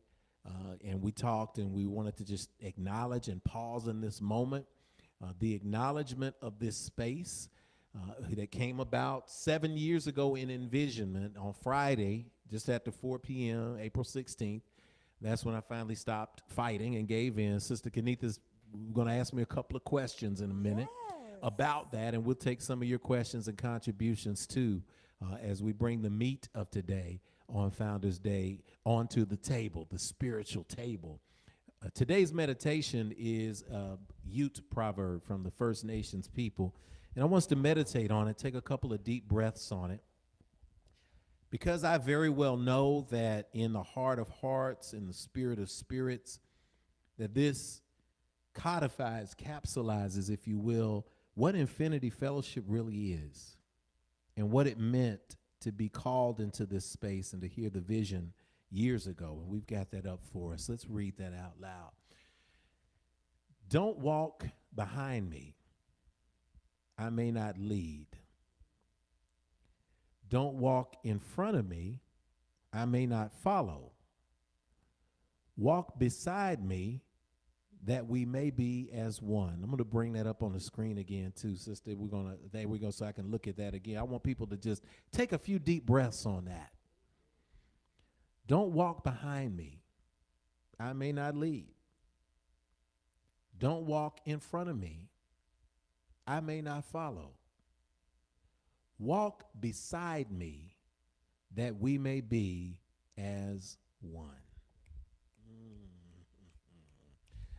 Infinity Fellowship. That's why I'm here. Unity. Okay, y'all. So I get to take the other side of this position, and I get to interview or just ask Rev Jeff a couple of questions. And you know, you guys, or you may not know, my personality is like, I have a lot of energy, but also laid back, and I like to ask questions that even myself I would want to know. So again, we're going to have a part in the service where you guys can go ahead and ask your questions. So if you're thinking about something, we'll be able to take a couple of them because we don't want to stay too long, but here we go. All right, so Rev, Yes, ma'am. Founders Day. Yes. Can you lead us through that journey of infinity and why Founders Day is so important? Because, we celebrate our anniversary in October. But now, if you can let us understand why it's so important to you and to the meaning of infinity. You know what? And Sister Kanitha, I appreciate you, and I appreciate you being in this position to answer questions sometimes. And we do that on third Sunday, but it's different, and it's a unique space because it's an interesting space for me. When I was coming up in church and I was checking off all of the boxes, I never aspired to be a spiritual leader or even a religious leader. I never really aspired to it. It's not something that when I was little, I was like, yeah, one day I'm going to have me a church and I'm going to be pulling it all around the car. Yeah, we didn't have all, no, that's the last thing. That's the last thing. I knew that my calling was in putting people together. It was in helping and assisting people walk in and on their purpose. 11 years as a newspaper publisher and owner and editor, 11 years as an artist with a theater company. Little did I know that all of these experiences were coming together, and they were coming together to uniquely prepare me for a space of spiritual leadership. And leadership for me was a tough thing. I had no problem, but going back to even when I hijacked a building in college and shut it down for 2 weeks and did the hunger strike and all of that 31 years ago, leadership was always for me, how do I become the best follower that I can be? And when everybody else in the room said, I don't want to do this, leadership often became, well, look, if nobody else wants to do it, I'll do it. And let's just get it done. And that was the model I was operating from. And so similar to that, it happened with Infinity. We were spiritually seeking a place to fit. And my journey that took me through studying Ifa, took me from church going back. I mean, when I was in church, I was secretary to Sunday school. I had a vacation Bible school class that I was teaching when I was 12 years old. I'm 12 years old teaching vacation Bible school, right? So those things were there, with getting ordained in the ministry, but also studying Ifa and the Orishas, and then going to Kemet or Egypt and studying with Dr. Ben, seeing how all of these things fit together. But each and every camp I was with was telling me we're right and everybody else is wrong. I just couldn't fit anywhere for long. Anywhere I was committed to it. If I was in church, I was there. I was showing up on Wednesday night. I was showing up for an hour of a power. I was showing up for choir rehearsal, Bible study, showing up to feed the hunger. I was giving my 10%, giving more. I was doing what you do and trying to find that alignment, but just was never able to get it. Eventually, the music was really good, but somebody said something that was so horrible theologically speaking, and I was like, I can't sit here and listen to that. I can't be in this space and somebody's telling me what's wrong with me and how filthy I am and how tore down I am. And at the same time, they told me I'm made in God's image and likeness. So that led me, as we found each other, it led us to say, we're just going to kind of do everything at home. So many of you out there have experienced that. You're like, I can do my individual spirituality. I can just, I can burn my sage. I can do my meditation. Maybe I can expand that out to my family. I can get my family to do that. Sometimes your family's like, mama and them in the kitchen and they're doing that weird stuff. But then to find community, you just didn't have it. So I remember April 16th, 2014, in that week, being on the verge of, we were having conversations about moving away from Nashville because we said we got to go to a city that has more expansive spiritual community that we can find where we can fit and grow. And on April 16th, when I finally came to the space where I saw this series of signs align, and I just gave in and said, okay, I'll do it here. Nobody else will do it. I will do it. It was a sense of release. It was a sense of peace. And it was really a sense of alignment for me. And that's when it began. And that's when I recognized in church, we do things like pastor's anniversary. And, looking back now, I'm like, should we have put pastor's anniversary on this thing? I kind of put it with your birthday. Well, no, I put something. and I appreciate that. But you got to understand, I was Baptist, baby. I was a Baptist. They were at the pastor's anniversary. They would hand a pastor an envelope of cash. That thing would be like, hook it up though. oh my God! And they hand a pastor keys, and they'd be like, "There's a brand new Escalade in the driveway for you." And I was like, so looking back, I'm like, man, maybe we should have. When we were struggling with that car notes, I was like, maybe we should have put. But even with Founders Day, it's less a recognition of anything about me per se, because I'm a vessel, and it's more about commemorating the moment that the vision came into this space. And everybody, myself, you, everybody, Alicia, when she said she'll come and work our multimedia, she was down Valley at Actors Bridge. Who said you could use my space for $25 an hour. Everything that came into alignment 6 months later that manifested. That's what it's about. And it's acknowledging that we can all reach a space where we get out of the way and hear what Spirit has to say, and the fruit will be shown from there. That's amazing.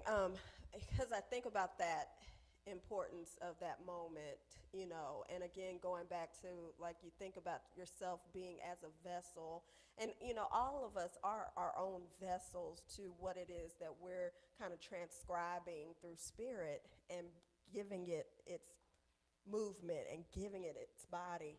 Can you go into why the need of Infinity as a community is needed? Because, we think about us as individuals, and we think about, people that sometimes we don't go outside of our circles of, getting to know each other.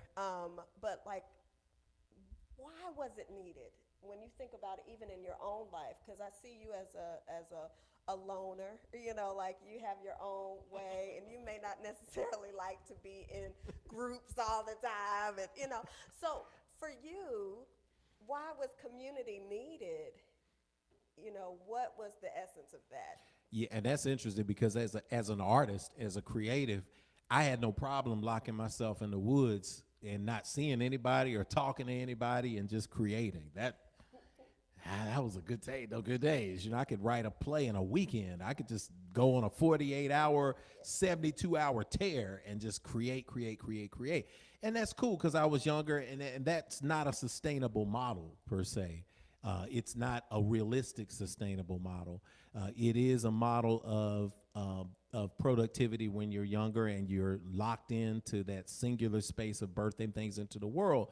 But I know for me, we all need community. Human beings need community. When we link it to the vaccine, this is why people are you see pictures of Lower Broadway and Miami Beach, and people are just going bonkers because we have an innate need to be around community.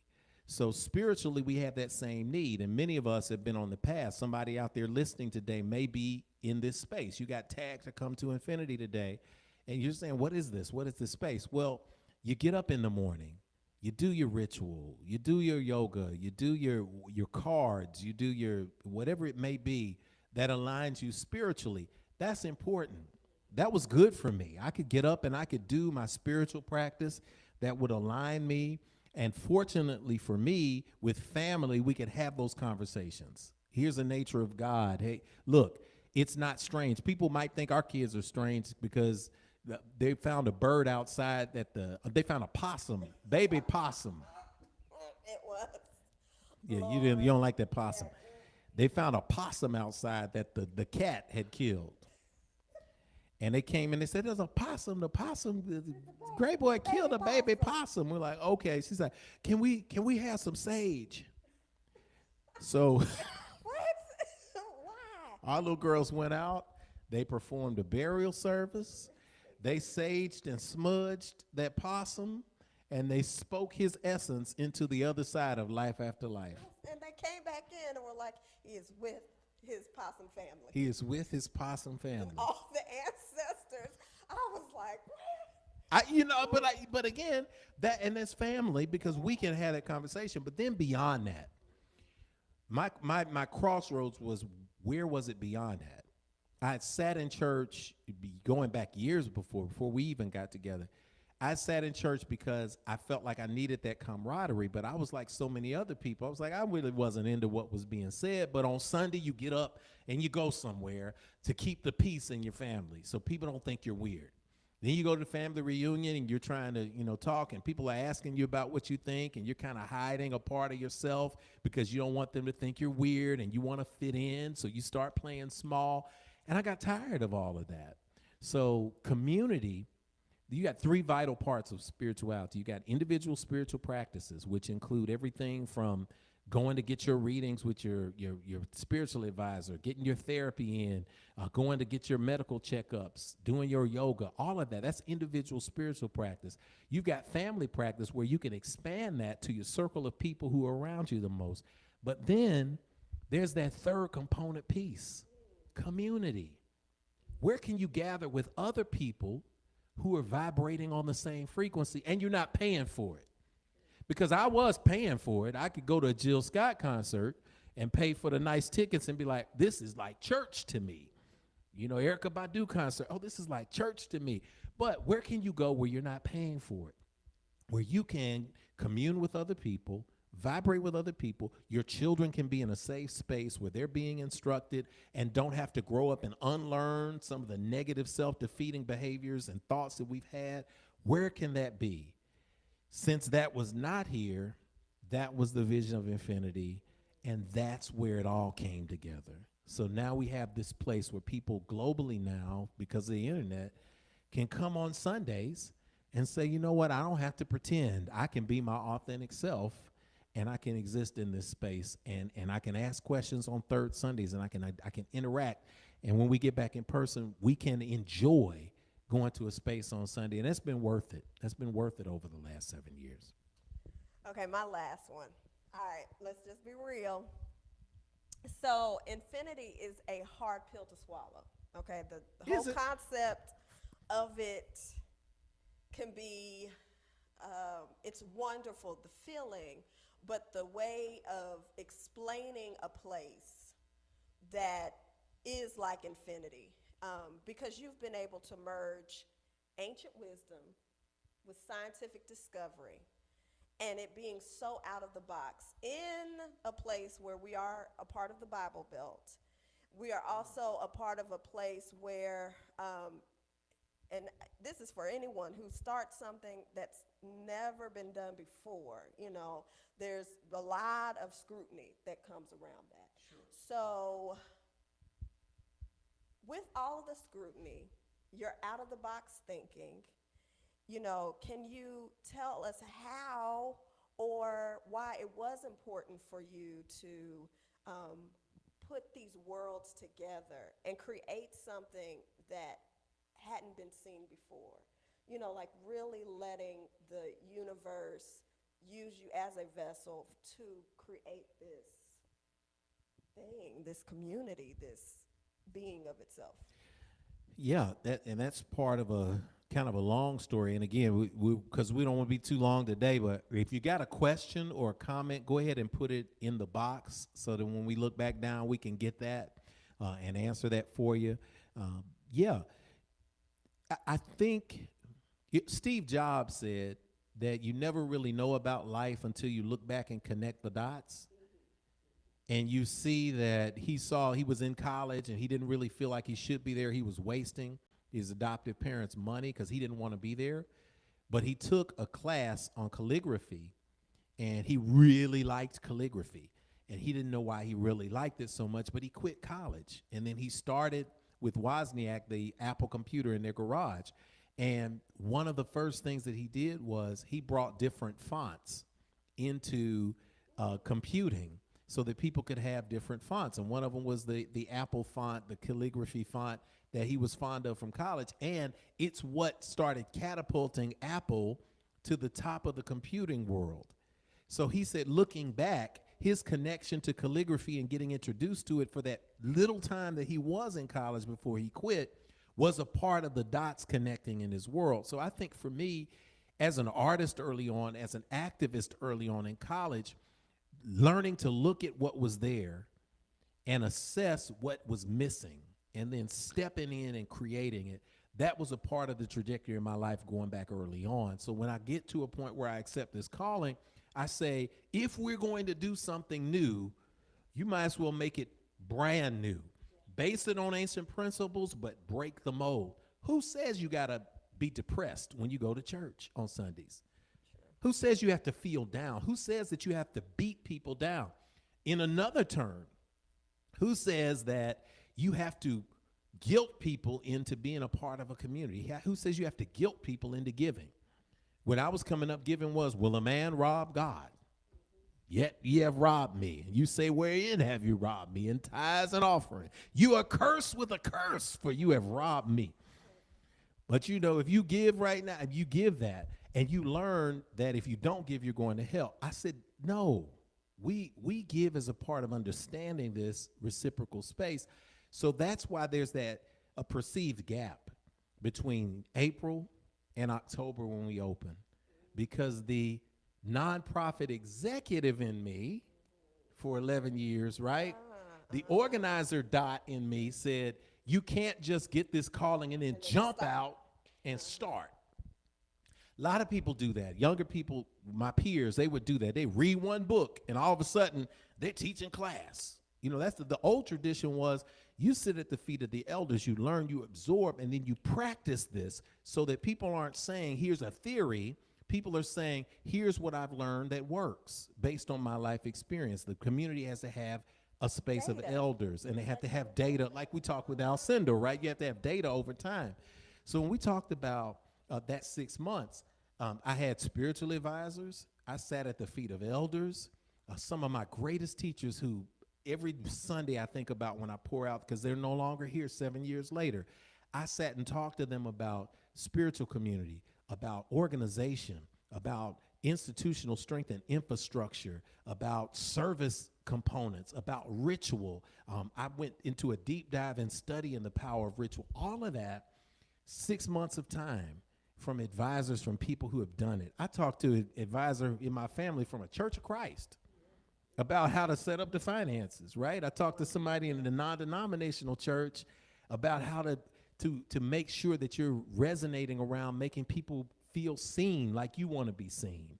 I talked to an advisor who was a babalawo and someone who was a shaman about making sure that rituals connected with people. So all of that went into open in October 2014, and it's gone into the continual adjustment that we make from time to time with Infinity to make sure that this is a spiritual space that is truly providing that third component piece of spirituality, which is community.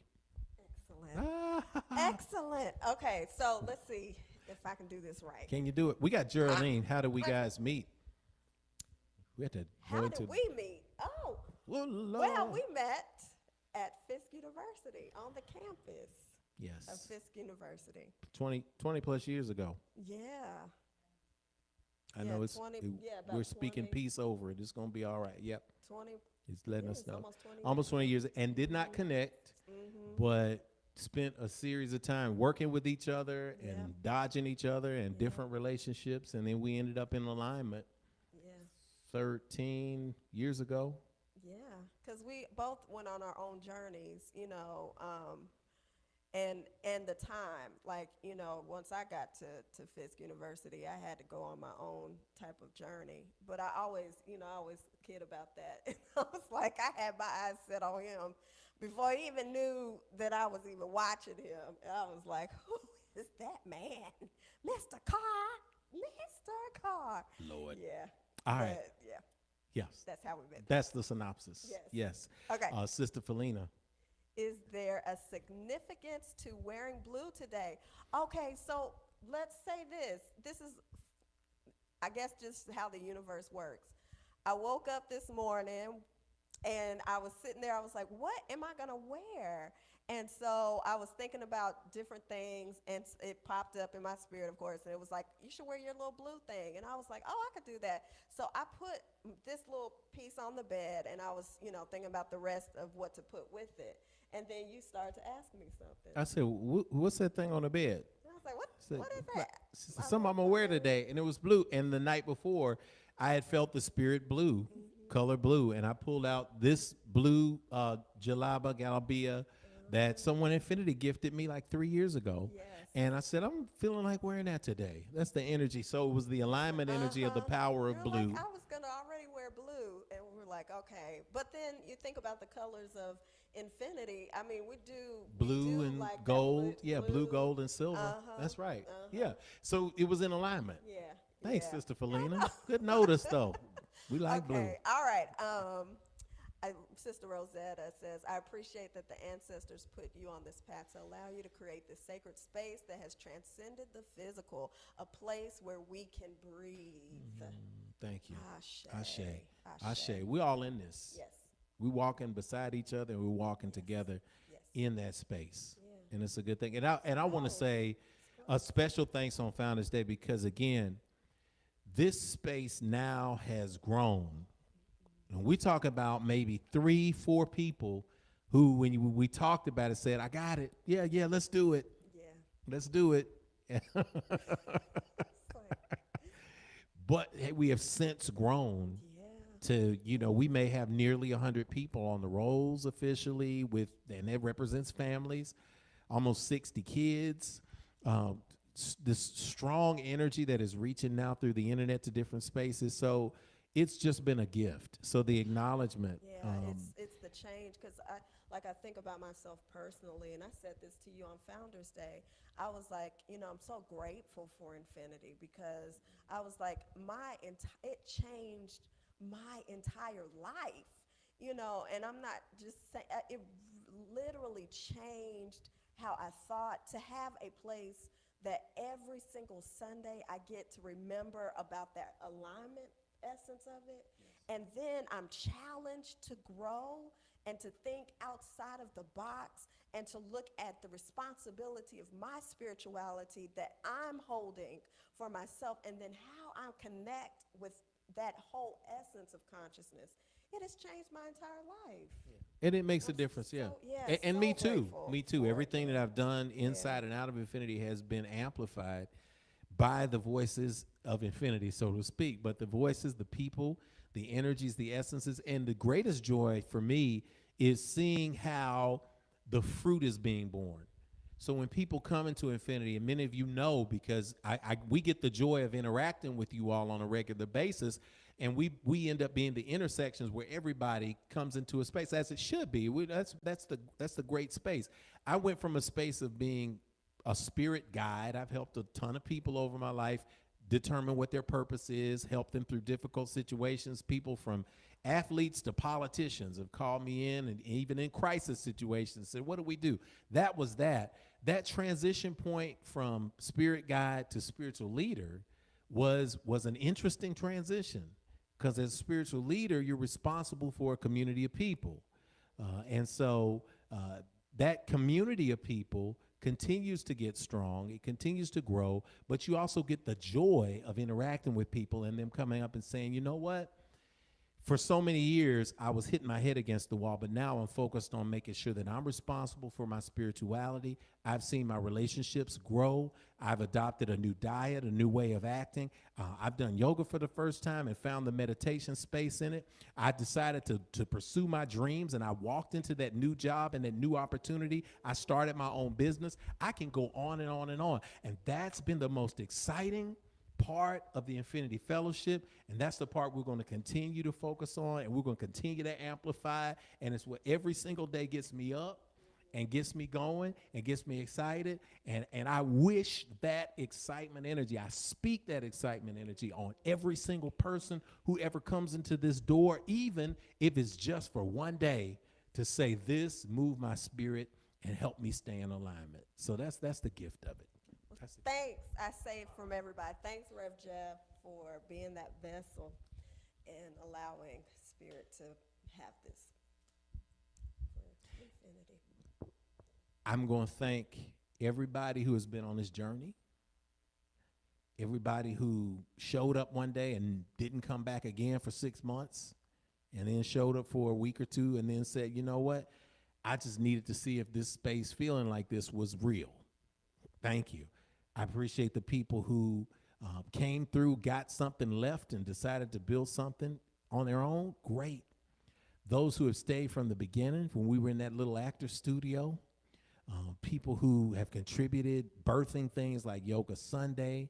Shout out to Janet Caldwell, who helped us birth that, to Alex Chiros, who helped us birth that, to Shabazz Ujima, who helped us birth that, to Sister Alicia Hamer, who used to climb up the steps of a ladder in an actor studio where you'd bump your head on the ceiling, and made sure that everything was going out to all of the people that were tuning in, even on that little cell phone we had back in the early days, and to make sure that everything was going right so people could be seen and heard, and contributing that every Sunday with a solid attitude going back 7 years. To those who came, to those who served, those who were on the board at any different time, every single person out there, thank you. And especially to this sister right here, because she's been there on the 24/7 times. And we got y'all, and the struggle is real. Let's just say this. We get up on Sundays, and as we close, we get up on Sundays, and we're going to give you this energy because it's real. It's not pretend energy. It's authentic energy. But the struggle over the years is real.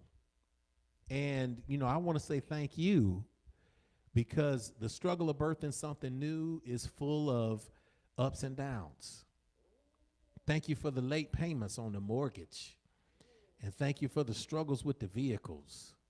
And thank you for the late nights staying up, trying to figure out how to make sure we could have the right kind of music and the right kind of people. Thank you for the depths of your spirit, writing the songs that came into your heart and standing up and singing them, even if you've been working a 70-hour work week, taking care of 5 kids, and you get up on that Sunday and let the Spirit use you and your voice. And thank you for hearing me and what I have to deal with. Thank you for not killing people. No, seriously, y'all, I'm just being raw. I'm being real honest right now. Thank you for not killing people, because you have seen how when people come into a space, they see something good. That's part of starting a new institution. People come in and they say, I got something good from that. Let me have your members handbook. Let me see your bylaws. And then they take it off and try to replicate it. And it's like, oh my gosh, that's not that's not the way we do things in traditional spaces of growth. But you didn't go out and hunt people down and beat them up as fiercely as protective as you are. Thank you for the perms, the prayers, the energies, and for being here when we needed the place clean, and showing up and scrubbing the toilets, and showing up and shoveling stuff into people. I could go on and on. I can think of the pictures that we'll show on the anniversary of people going in that basement and clearing out debris, and going out in this yard and cutting the grass and spraying down the walls, and Sister Alicia painting the bathrooms and hanging the blinds in this space. Man, come on, man. Come on now. To help with the kids going too. downstairs to help Get 'em teach the set- kids because everybody's so excited. Oh my gosh, institutionally, everybody's so excited about having an institution and loving the space in here that nobody wanted to be with the kids. So we thank you for those who stepped up to say, we're going to make sure that the kids' experience is equal here too. All of that. All of that is the experience. That's what infinity is. We all make it. Alicia, call up that slide again for me. I want to make sure I read that one more time as we close from our meditation. Don't walk behind me, I may not lead. Don't walk in front of me, I may not follow. Walk beside me, that we may be as one. Ashe. And I see the face of Sister Denise and the Edmondson family, the Knowles family. Shout out to y'all, Rosetta in Chicago. We got, Yes. I mean, They wanna Leanne see and, you, Alicia. and They Keita. want to see you, Alicia, I hate to say it, but they all want to see you. They But love you know you. what? We see her and on they want to at see you. yoga We see her on Yoga Sunday. Sunday. We do see her, but We maybe see her. we can push her for the first Sunday. I know. Look, Alicia's. We have gone Alicia, so we're back far. here, and we sent you so much love during the service, y'all, that Oh yeah. I'm just going to tell y'all, because this is one of those moments that of gratitude and thanksgiving. Alicia has become a legend here at Infinity, behind the screens and making sure that we sound good. And everybody wants to see her, everybody loves her, and rightfully so. Alicia, you are a legend. You are the glue that has held this space together technologically. Thank you for bearing with me when the batteries in the camera go out. Thank you for bearing with me when we're trying a new piece of software and we got this wonderful idea that may or may not work. Thank you for patiently being there. Thank you for going from 3 screens to 2 screens to 1 screen to 7 screens to opening up windows so we can get our chats in and going back and forth. We thank you for that because it's real. That this space is a space where we walk as one, sister. And we're so glad to see the great things that have happened in your life. And I'm telling you, gratitude moment.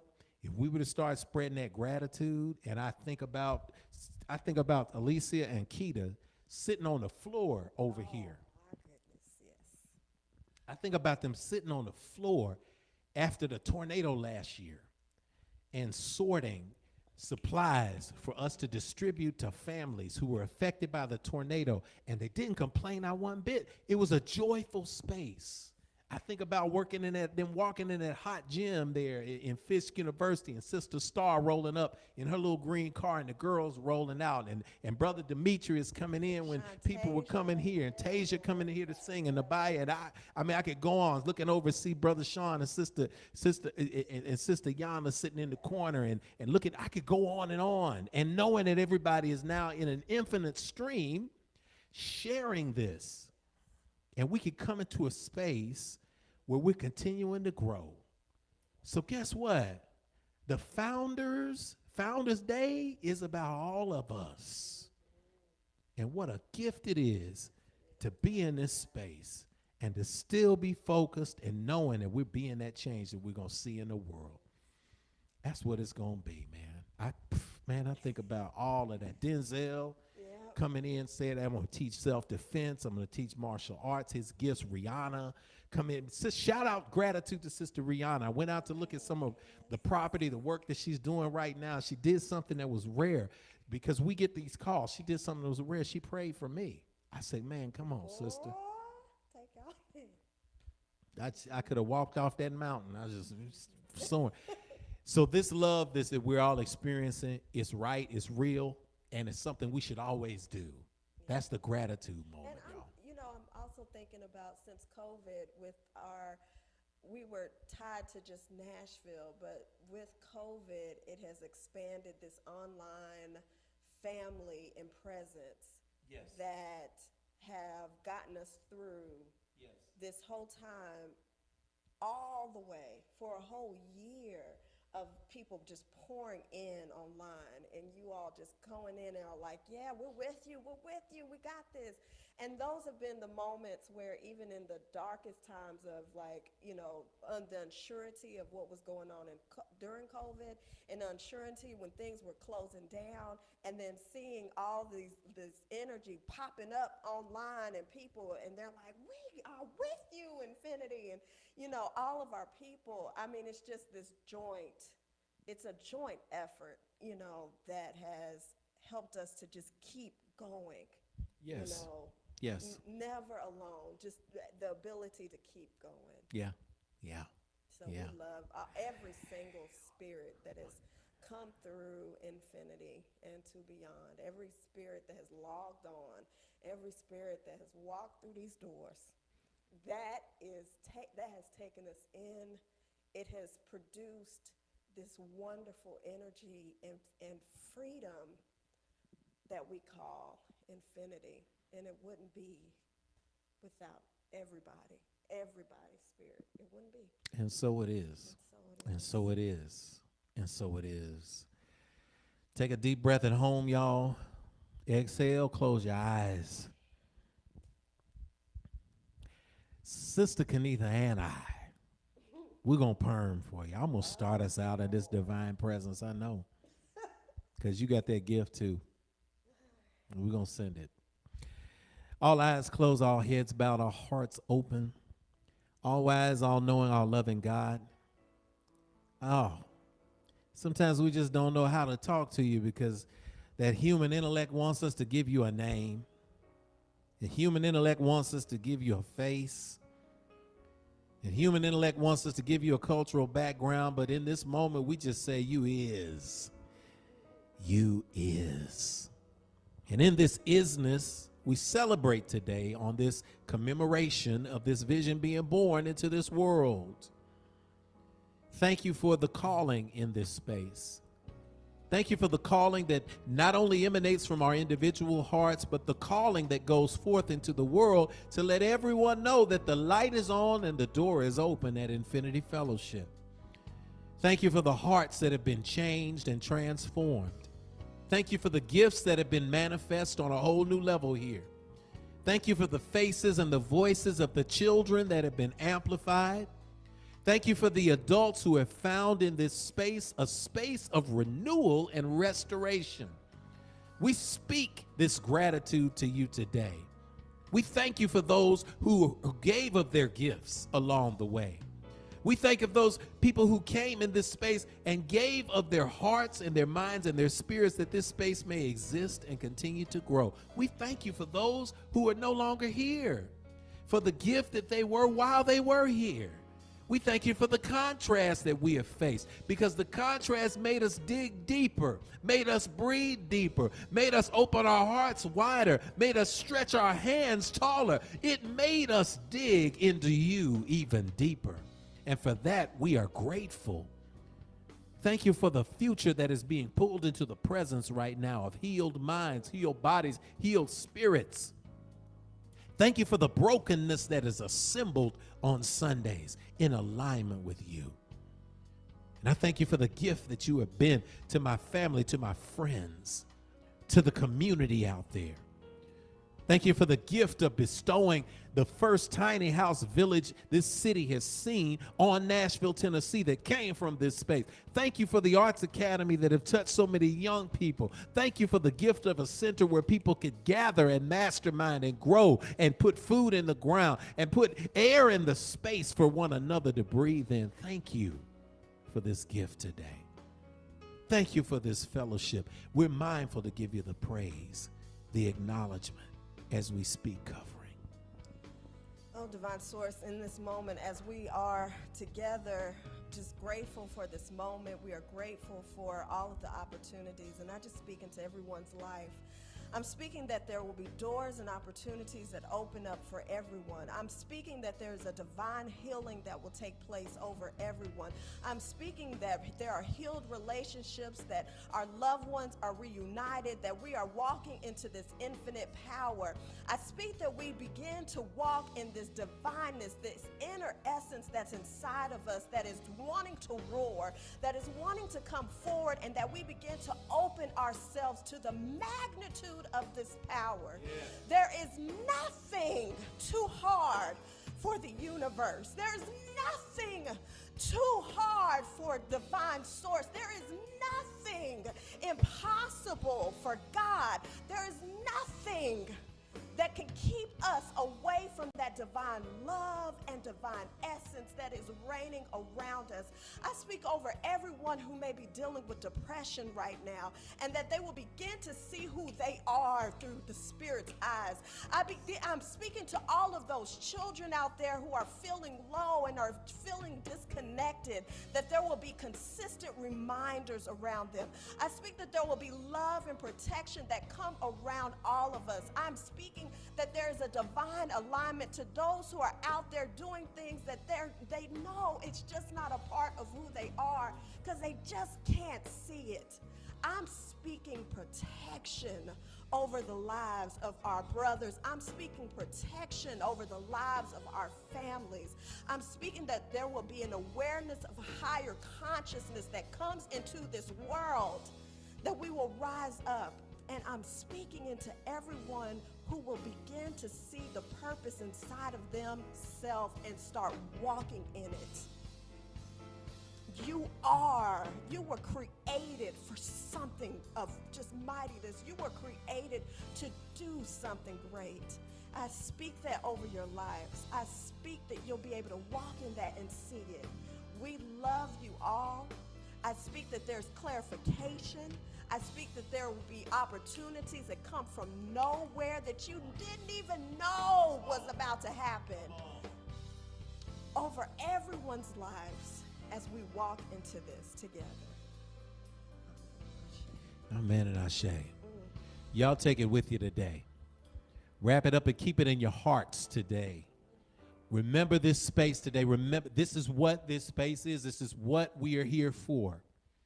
We are loving you. There's nothing you can do about it. We are loving as a community. There's nothing that can stop it. There's nothing that can stop you right now. So this week, we pronounce good into your life. We pronounce healing into your world. And we pronounce that we're going to see you again at 10 o'clock next week. And we're going to see you for Yoga Sunday. That's right. It's Yoga Sunday. Yoga Sunday. All of this stuff, those 6 months, they were all put into that.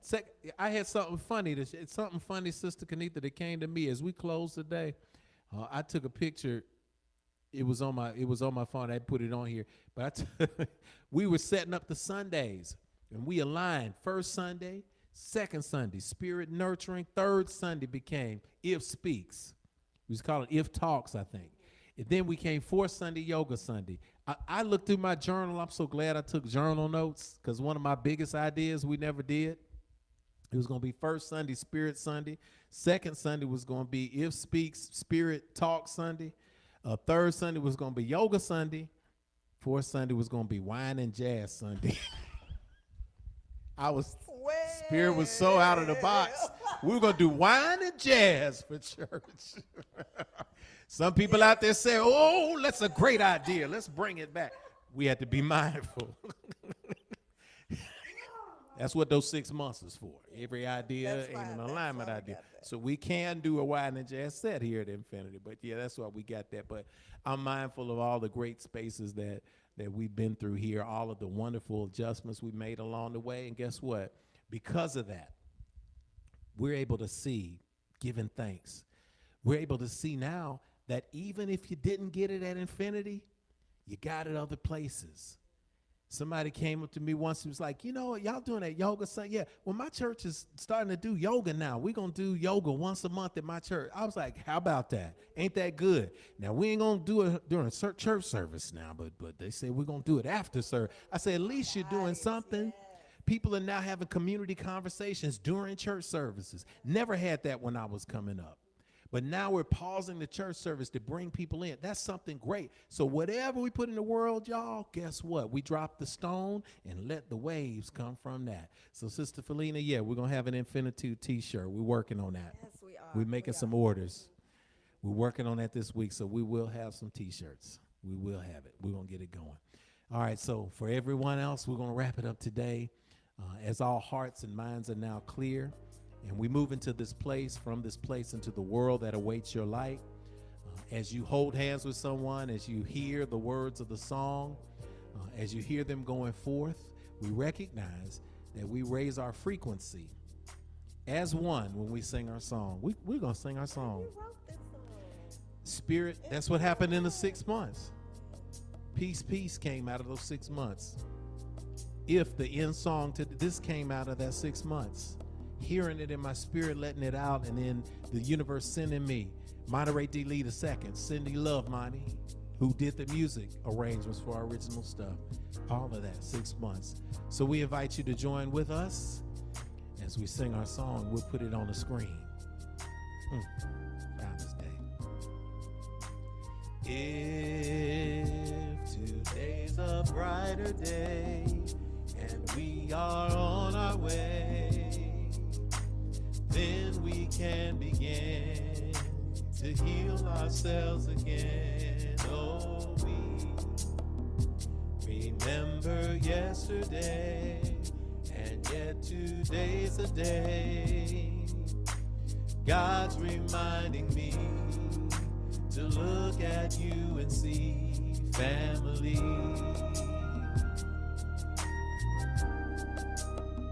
Sing it with us. If today's a brighter day and we are on our way, then we can begin to heal ourselves again. Oh, we remember yesterday, and yet today's the day. God's reminding me to look at you and see family. God's reminding me to look at you and see family. God's reminding me to look at you and see family.